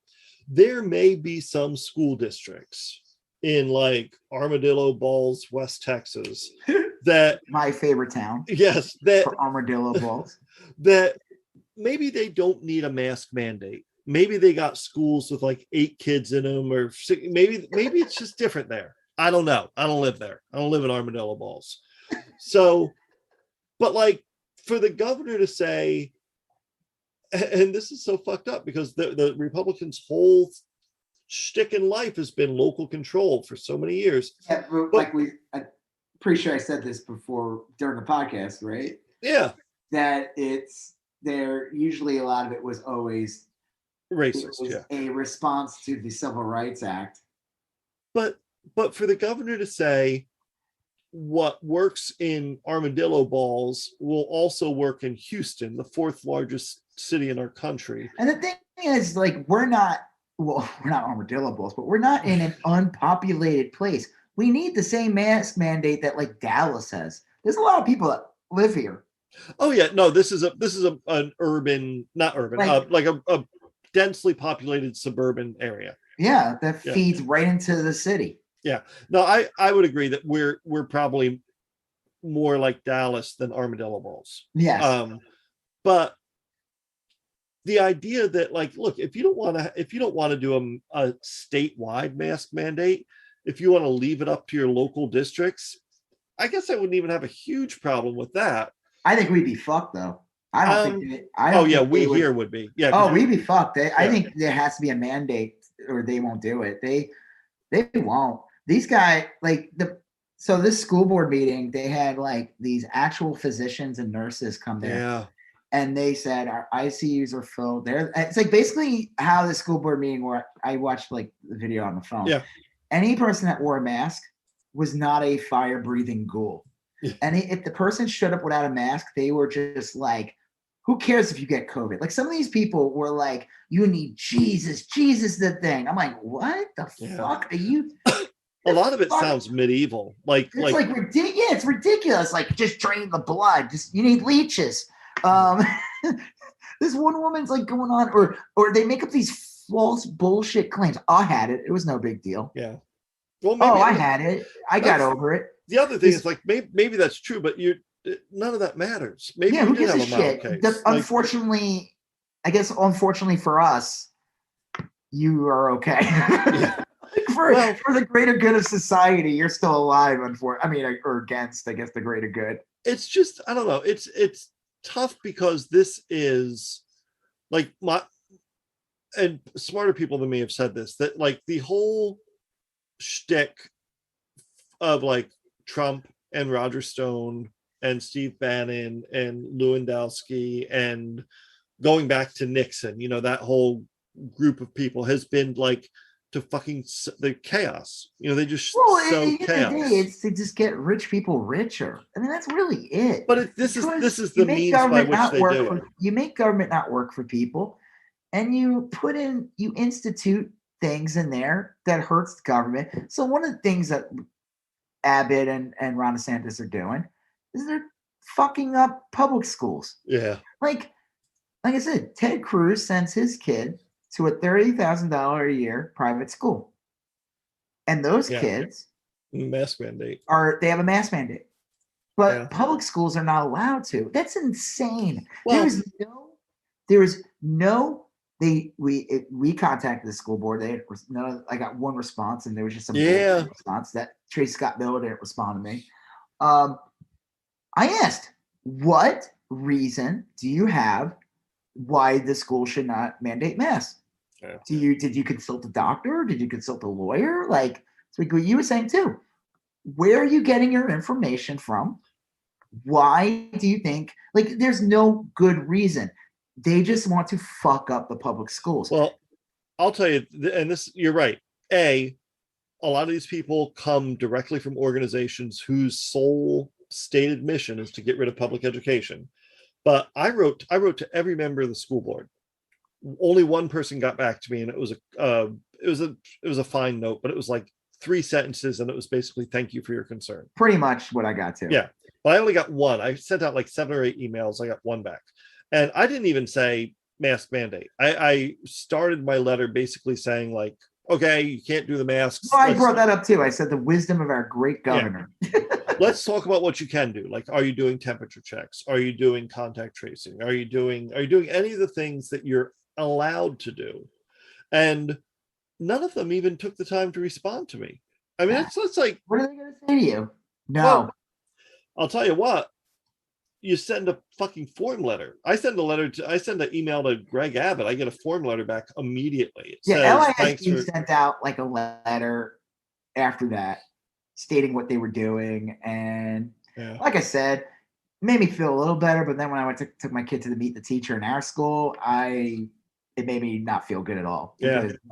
It felt like they weren't practicing anything that was even in that LISD email. Like, it was just like a normal day to these people. So the school board meeting, though, like I said, you have these people there who are real doctors talking about, we'll have real data, real information, ICU beds of help. We only have 2 ICU beds in this school. Like, this is what they're telling us. And the thing is, these idiots never understand is that, okay, why is it bad that the ICU only has 2 beds? Because, one, COVID's not the only thing that we're going to the hospital for. Yeah. Like, oh, sorry, you broke your body. Yeah, we don't have a bed for you. Like, because it's filled up with a bunch of anti-vaxxers. Well, and to be honest with you, like it would depend on the thing, but there's plenty of things where you go to the ICU and get shuffled out pretty quickly. Yeah. You go to the ICU, you get stabilized, you get moved to a room, and life is fine. The problem with COVID is that you spend a long time in the ICU. You could be there for months. Yeah. You could be there for months. It's a very labor intensive. You could be there for a day. You could be there for months. You could be there a day because you dropped dead too. That's another thing. And then you get these other crazy people at the school board. You get these people who are like, oh, they're a chiropractor. Like, what the the fuck isn't a chiropractor just somebody that like just like a overrated massage therapist? Yeah. I mean, look, chiropractic is a legit good thing, but they're not like, they don't know anything about viruses. Yeah, they're like it's like, well, they're gonna be like, oh, I'm a doctor, and then they would tell you what they were a doctor of, and it was like it had nothing to do with viruses, like nothing. Like you weren't even like a physician, of like a pediatric physician. They didn't have one. There was this one woman claimed she was a nurse. Nurse to what? Horses?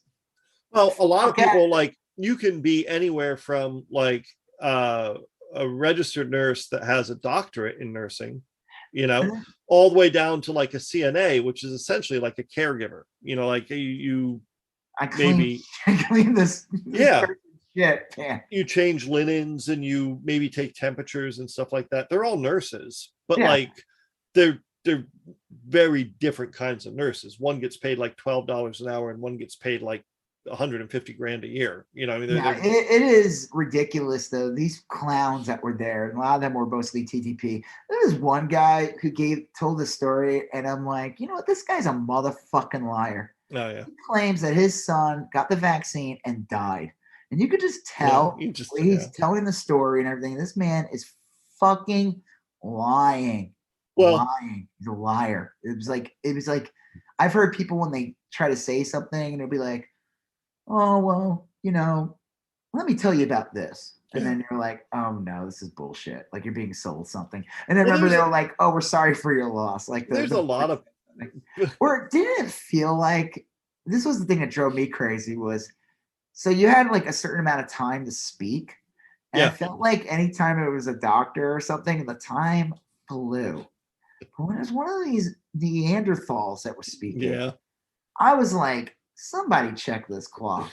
I should have timed it. I'm like, I don't know if it's just because I'm fully engaged in what the doctor's saying and the nurse. That could have been it.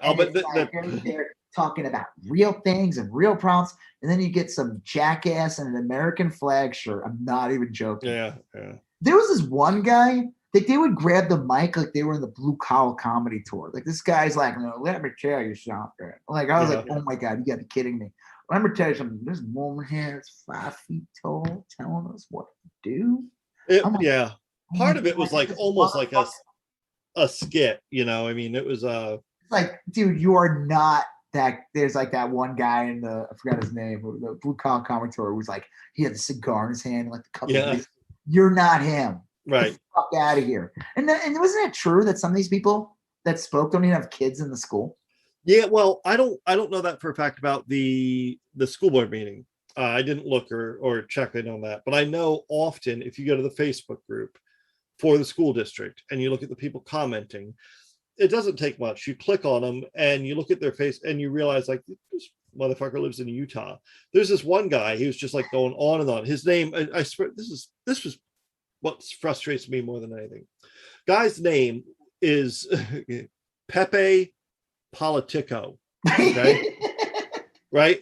So that's not a real name. That was my first tip off. I was like, you know what? I don't think his real name is Pepe Politico. No, I have a feeling it isn't. And so I click on his Facebook thing, and all his photos are of him and his family living in California. And I try to make it a point not to engage with people on Facebook for a bunch of reasons.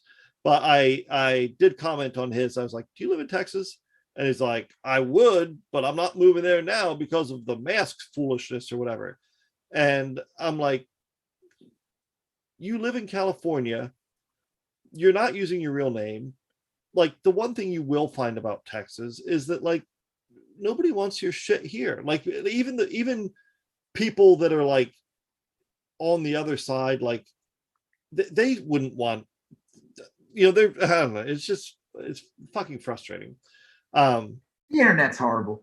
Yeah, it is. It's really is like a sewage of just shitty people. Like today, like once in a while I'll post this thing on my Instagram where it's like, and it's like a joke at this point to me, and people don't get that I'm like, what I'm pointing out is like, oh yeah, I'll have artwork stolen, yep, and some shit meme account will share it, and they get like all the engagements, and my account gets choked, and no one sees it. Like, and I'm trying to point it out, and most people are really cool, and like they say that's fucked up. But then you get these like assholes, and there are people who follow me, and they say all kinds of. This is one guy. He's like, "I'm done with your shit."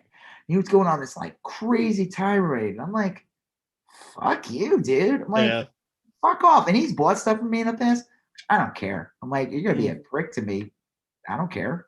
So I'm never gonna buy anything from you. It's like, I'm so mad. I'm like, this bothered you? This is the thing that triggered you. Me bringing up that a shitty meme account stole my work, and I think it's really funny that how shitty Instagram is, that it elevates content thieves. Right.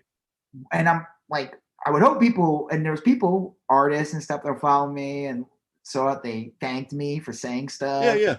Like, I'm like, it's not just about me, asshole. I'm talking about artists in general. And this guy was just going, it was a couple of people. Some of these are like weird accounts that like, I don't know. And then I blocked him, and then he followed him to my other account and left a message, and I just like blocked him. I posted on my Instagram the message the guy said. I'm like, yeah, this is normal. Right. People are fucked up. Like a post like that got more rage from people than like the insanity from the school board. People are just fucked up. The internet is so fucked up. It's filled with like, you don't know. It's hard to like even know what you're dealing with half the time. Like, you don't know if this is even a real like it's a real person, of course, but it's like, you don't know where they're coming from. You don't know if it's like a 12-year, a fucking twisted 12-year-old or a insane 60-year-old. Well, and Facebook is even worse. Like, I'll tell you. Go ahead. Oh, good. Like, I would post something like I try not to post it anymore because I couldn't handle it. But like if I posted in that Denton County, like, hey guys, wear a mask or something, and I would get these like people who would leave these crazy comments, so, like all this stuff, and I would go in their account, and it's just like American flag is their picture, and I'm like, what the fuck is this? Is this a real person? I'll tell you, there are, a lot of people just have it's almost like they don't have a sense of identity anymore other than like this. Well, it's like the joke is like Trump, a lot of these people, they're in a state of shock at the Trump laws, because Trump became their personality. Yeah. That was it. Yeah. That's the first. Yeah. They have like Trump flags, Trump fucking shirts. It's like their favorite band, and like you're in the middle of your favorite band, and the guy like, oh yeah, we're not going on tour anymore. We're not really singing. Well, it must have been like when like David Lee Roth left Van Halen. Seriously, and all the people that love Van Halen didn't know what to do. They're just like, sorry, Hagar, but right. Van Halen sucks. Well, here's I guess like I'll kind of wrap up my thoughts on the Texas Florida thing. The most depressing thing to me, and this is like a real, this is like the end of a What If episode or a Twilight Zone or whatever. Like a bad one? Yeah. Not like a positive, fun one. The best possible scenario, the thing I'm hoping most for, is that all these MAGA chuds are right, and that this isn't going to be a big deal, and that very few people are going to get sick, and we're going to, through luck or through whatever, we're going to be okay. But we know that's not the case because a million people died of it. But that's the best case scenario, and if that happens, then they will be even more further emboldened. And what's more likely to happen, and I don't know, I mean, I guess I'm okay with this, is that relatively few people will get seriously sick and perish. You will definitely see about them on the news, and it'll be, but in large city, it'll be several people, and it'll be terrible and heartbreaking, but ultimately it'll be like, to everyone who isn't in those families, okay, people will forget about it quickly, and the MAGA chuds will be like, see, we were right all along, even though they were less right than they thought they would be.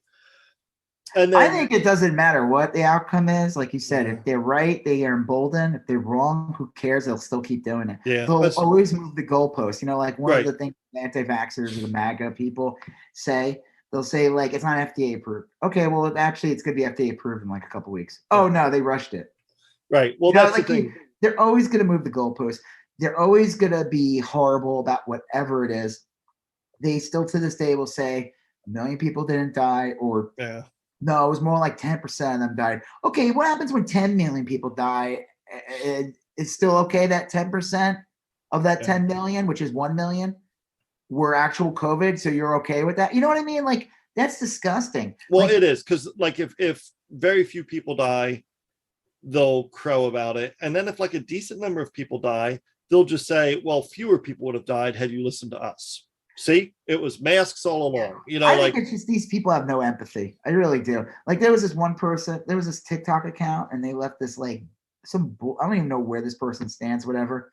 And it was just like locations where like less COVID restrictions. And I just wrote Delta's favorite locations.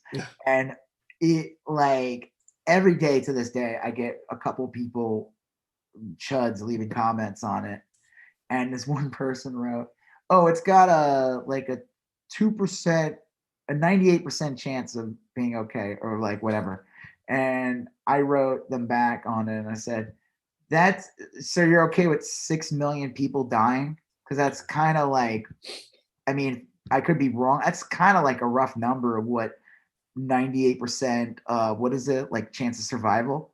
You're still talking about a large number of dead people. You're okay with that? And they just went, okay. I'm like, you know. Well, it's all, some people, they can't grasp abstract things. It's the same thing with like Republicans that suddenly support gay rights after they figure out that their kid's gay. You know, nothing matters to them at all except what's immediately right in front of them. What's them? What is it? They can't see beyond themselves. They can't see the cause of their actions. And there's a lot of people. I don't think it's just all Republicans. I think it's just people. It is a human trait in general. Very selfish. Listen, we're all selfish in some ways. Sure. Yeah. We all are, you know, like when I see that pie, I grab all of it. Yum, yum, yum. Right. Guys, I left you some crust. Oh, I didn't. The crust is the best part. Of course.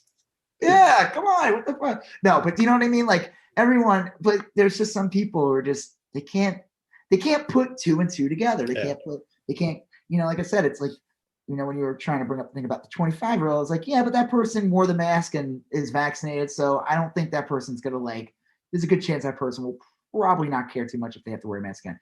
It's the people who just cannot put, oh, I did this, I did that, I did this. When I was in Florida, I saw that amongst a certain group of people who would enter a restaurant or enter a shop. When you went there a couple weeks ago. A couple weeks ago. Like a month ago. When they would enter into the restaurant or they'd enter into a store or whatever, they wouldn't wear a mask, and then they'd look around, and if they saw multiple other people wearing it, they'd pull it out of their pocket and put it on. And if no one else was wearing a mask, they wouldn't put it on. You know, I mean, I saw that type of dynamic. You could tell. They look around. I mean, at least they do that. There's a ton of people in this area that don't do that at all. Well, I'm just saying that wasn't the majority of people in Florida. I'm just saying, there were people like that, you know? Yeah. Or I went to one place and they asked you to wear a mask. And in Florida? Yeah. It was on the beach, and it was one of those kind of like open, there'd be like a patio, and then there'd be a place where you could go in. Some of the tourist places are still a little sensitive about that kind of stuff. And so, and a lot of people just said, oh yeah, and they put it on, you know.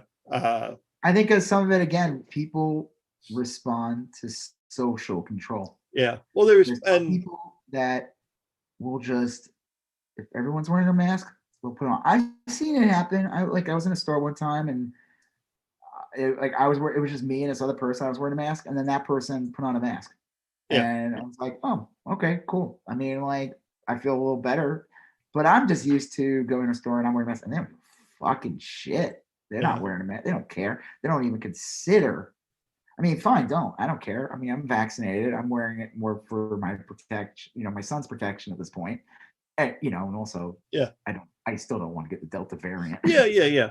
But I mean, I don't expect anything from anybody at this point. But I think most people respond to just, hey, this is what we're doing. And they just kind of go with the flow. Well, I'll tell you the one before moving on to the last item. There's only one place locally. I'm not going to mention the name of it. There's one place that I swing into and get pickup from. Okay. And I see the same here in Florida. Here in Texas. Okay. You know this place. I'll tell you afterwards, after we get off the. Yeah. And this is the only place that's ever happened to me. I'm 99% sure that the guy at the register is being a dick to me because I'm wearing a mask. He always asks me to repeat myself. He pretends like he can't hear me. He'll make it like so that I need to like pull down my mask for a quick second. You should just muffle your voice further. That's I after a couple times I started loudly articulating and still like, huh? What? And I was like, that sounds like an asshole. I stopped going there, but I was like, you're doing this. I get the feeling you're trying to make it like this is your little rebellion or whatever. Like you don't want me wearing a mask in your store. Yeah. So, fucker. Anyway. Well, I will say, that person sounds like a douchebag. That's the only time. Yeah. What? Oh yeah. Speaking of douchebags, our last thing, Andrew Cuomo. Right? Was that what you were going to say? Well, yeah. I mean, there's like thousands of them, but yeah, millions of them I could talk about. So Andrew Cuomo resigned. He wasn't going to. Kept on saying he wasn't going to. 14 days, so 2 weeks notice to give state. That's pretty fucked up. I guess. I mean, listen, I don't live in New York, and I've heard things about him. I mean, the guy is going clearly for being as he said, Italian. He said that, hey, I'm Italian. We're all inappropriate and disgusting. No, you are. Don't throw your entire ethnicity down the drain because you're a pig. That was like real frustrating. I have like a ton of Italian relatives. I could just see them cringing when he said that. Yeah. No, they were like, he's all right, huh? This is how we go. Me, yeah. Exactly, right? Exactly it. They were like, it's just a kiss. It's no big a deal. Fuck out of here. Yeah. I never really was a fan of his. I always felt like he was a very conservative Democrat, kind of like Republican light Democrat type.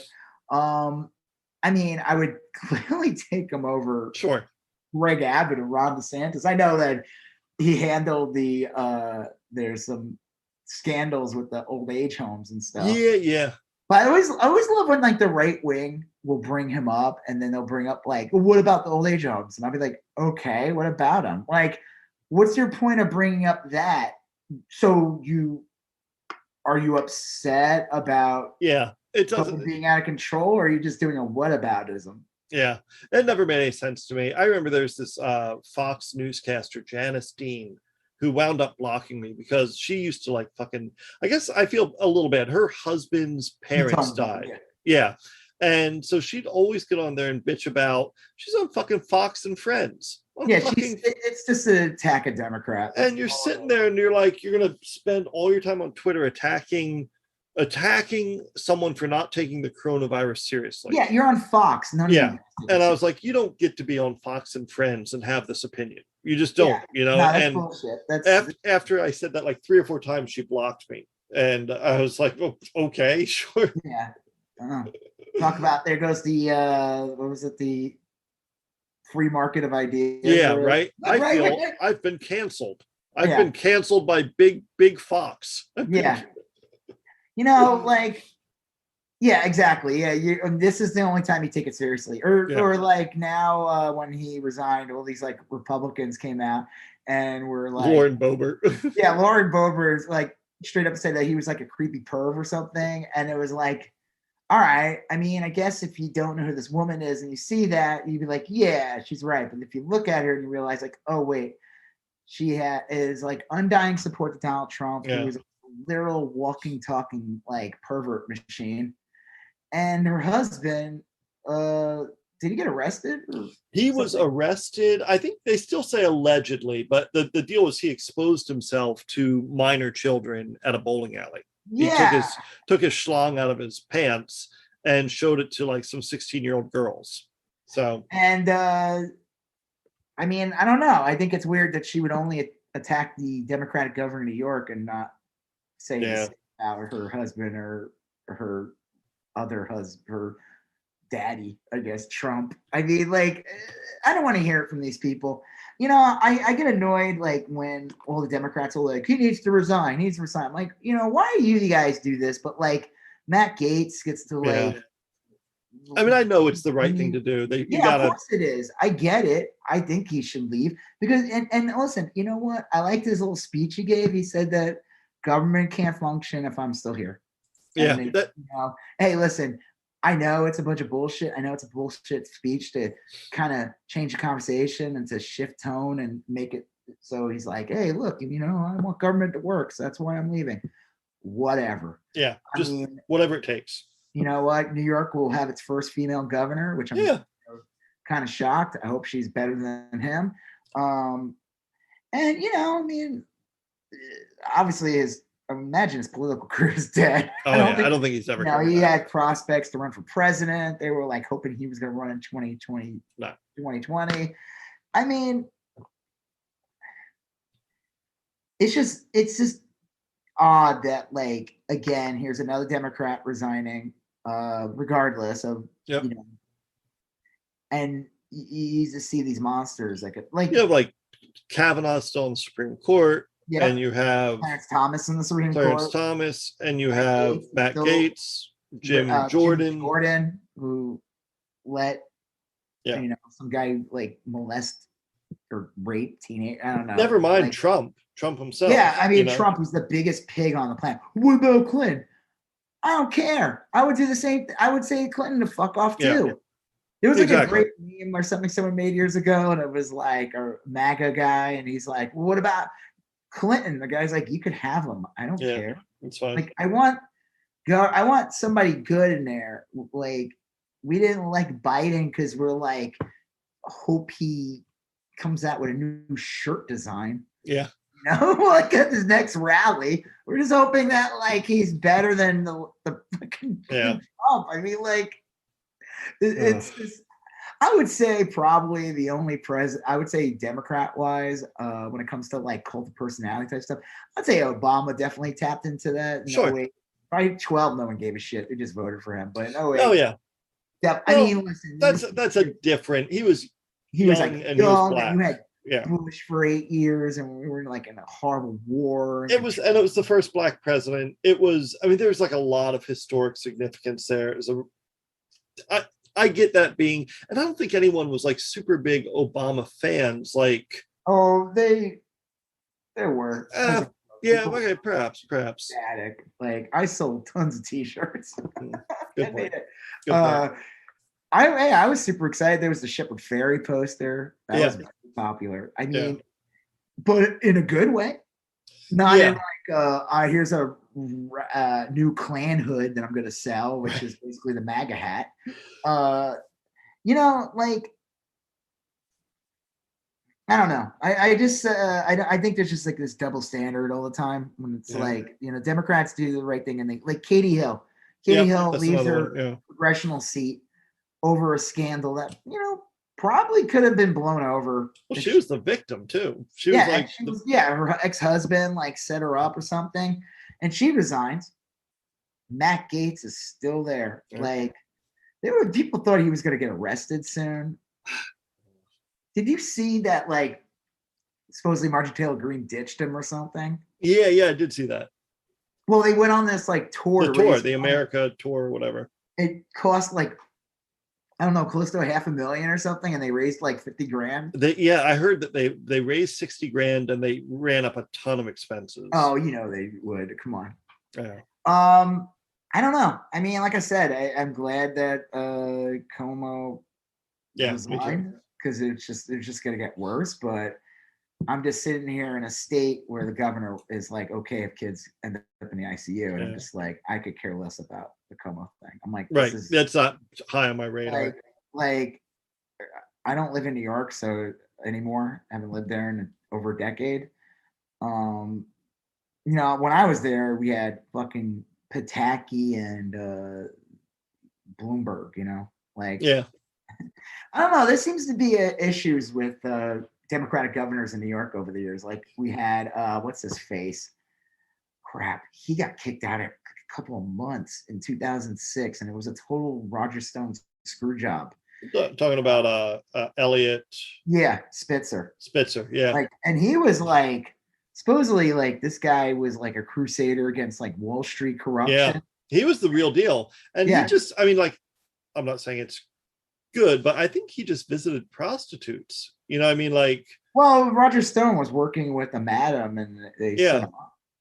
I mean, not that that's like a great thing, but it's not like he took advantage of a subordinate, or, I mean, it was like an exchange of people, presumably adults, going into it. I mean, prostitution has a lot of problems, obviously, but like sex workers' rights. You know, he could have. Hey, listen. You know what? If it happened today, he could have said, "Listen, you know, I'm supporting sex workers." Well, yeah, I think I'm sure there's a contingent on the internet that would be 100% behind him. I'm pretty sure he was visiting a prostitute. He wasn't visiting like a trafficked teen. He was visiting like someone who was running a business. Lady of the night. Yeah. Well, I don't know.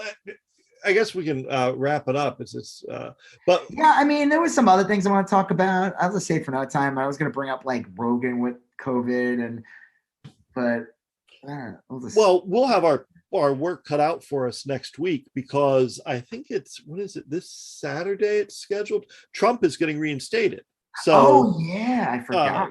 By the time we speak next week, Trump August 14th, Saturday, he's back. He'll be beginning his second term, and it's going to be interesting. So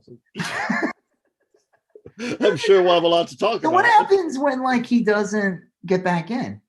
I mean, it's like the same thing with like the anti-vaxxers. What do they do next? You trust the plan. That's part of the plan. If it does. No, but then need a new date. I wonder what the new date will be. Like they have to push it further. Like they can't do like. No, you can't go back to the well again. Right. Gotta be next January or something. You need like a good like 4 or 5 months to like, you know what I mean? Like a solid quarter and a half. You know. Yeah, we'll have to wait for the next Q drop to really determine that. I don't think there's been a Q drop since the election, right? Like an actual Q drop. I think that like that was like the big thing was like, where'd Q go? And I mean, QAnon's still a thing, but like the so-called Q drops. That's a good question. I don't know. I don't think they exist anymore. Like as of like being that one guy supposedly was the Q, right? But it kind of morphed into its own thing. Yeah. Oh, I just want to go real quick. Last thing to discuss. I was going to bring it up during the COVID. You know, we've been following this, not following, but keeping track of, you know, talking about the TTP going to the school board. Yeah. Well, the head of it, we, you know, got COVID. Yeah. We were discussing it. She got real bad, like real bad. We talked about like all the racist shit she said and all this bizarre. But one of them was she gave a recipe for homemade oxy. What was it? Homemade hydrochloroquine. Yeah, homemade oxy. It was basically it actually looked pretty good. It was basically like grapefruit and oranges boiled in water with sugar, and you're supposed to take, it was like, I think it was like lemonade. Like this. Tasty. I don't know if it's gonna save me from COVID, but it might be a pleasant beverage. Thank you. Yeah.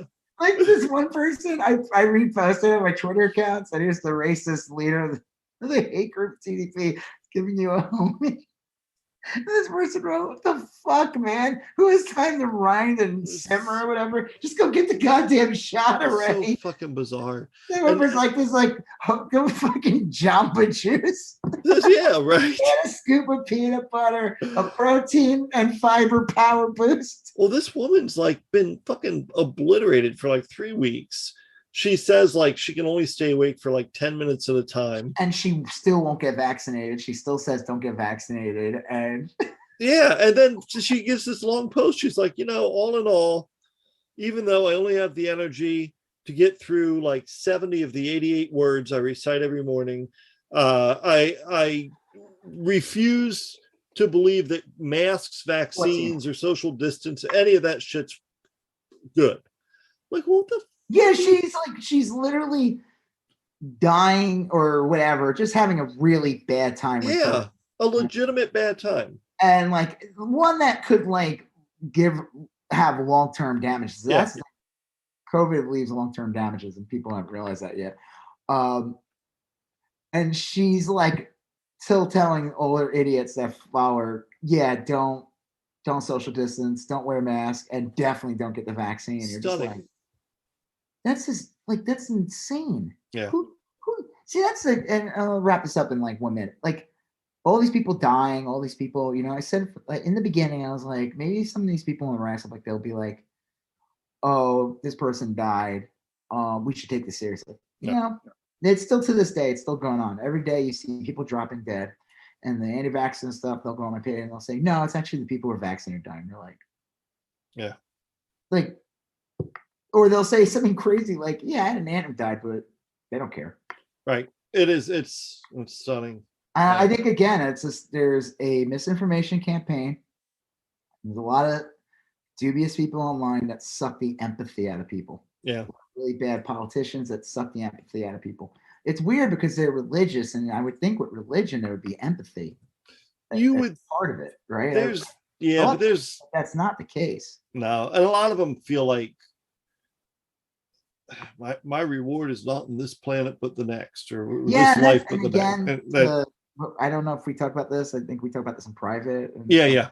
My kid, when I was talking about it, I said it's like I can't let people who think there's another galaxy they get to go to that's better than this one dictate what happens to my kid or me. Like this is the only world I know. I'm not tapped into the multiverse like these people are. I don't think there's no what if for me. It's that, and I can't live my life thinking that like, oh yeah, I mean, fuck, if I just like drop dead tomorrow, it's fine though, because I'll get to see my old dog. And actually, that's not true. Dogs are not allowed in heaven. I told you that. This was like a religious guy who told me, like, we talked about this. Yeah. And he said that no, there's no animals. I was like, why would I go to this place then? Yeah. Like, I love my dog. Like, why would I? That's no heaven to me, sir. No. God. And it's like I'm like fucking with him, and he's like serious. Like he's like, it's the rules of heaven. Like, look at the fucking what do you call it? Like a co-op board? HOA. It's an HOA. The hedges have to be even. You have to have a brick face. You can't like what? You can pick one of two wing designs when you walk in. Yeah, like what the fuck are you talking about? I love it. It's like, that's funny. And I'm just like sitting there like, this is nonsense. But all right, whatever. I don't want. Hey, I can't. Don't shame them. Yeah, can't shame them. All right. Well, on that note, I'm Rob Israel. I'm Joseph K. You still going on about that? Thank you for listening to You Still Going On About That. Please like, comment, share, and if you haven't done already, please follow us on Instagram, YSGOAT, Facebook, YSGOAT, and Twitter, YSGOAT.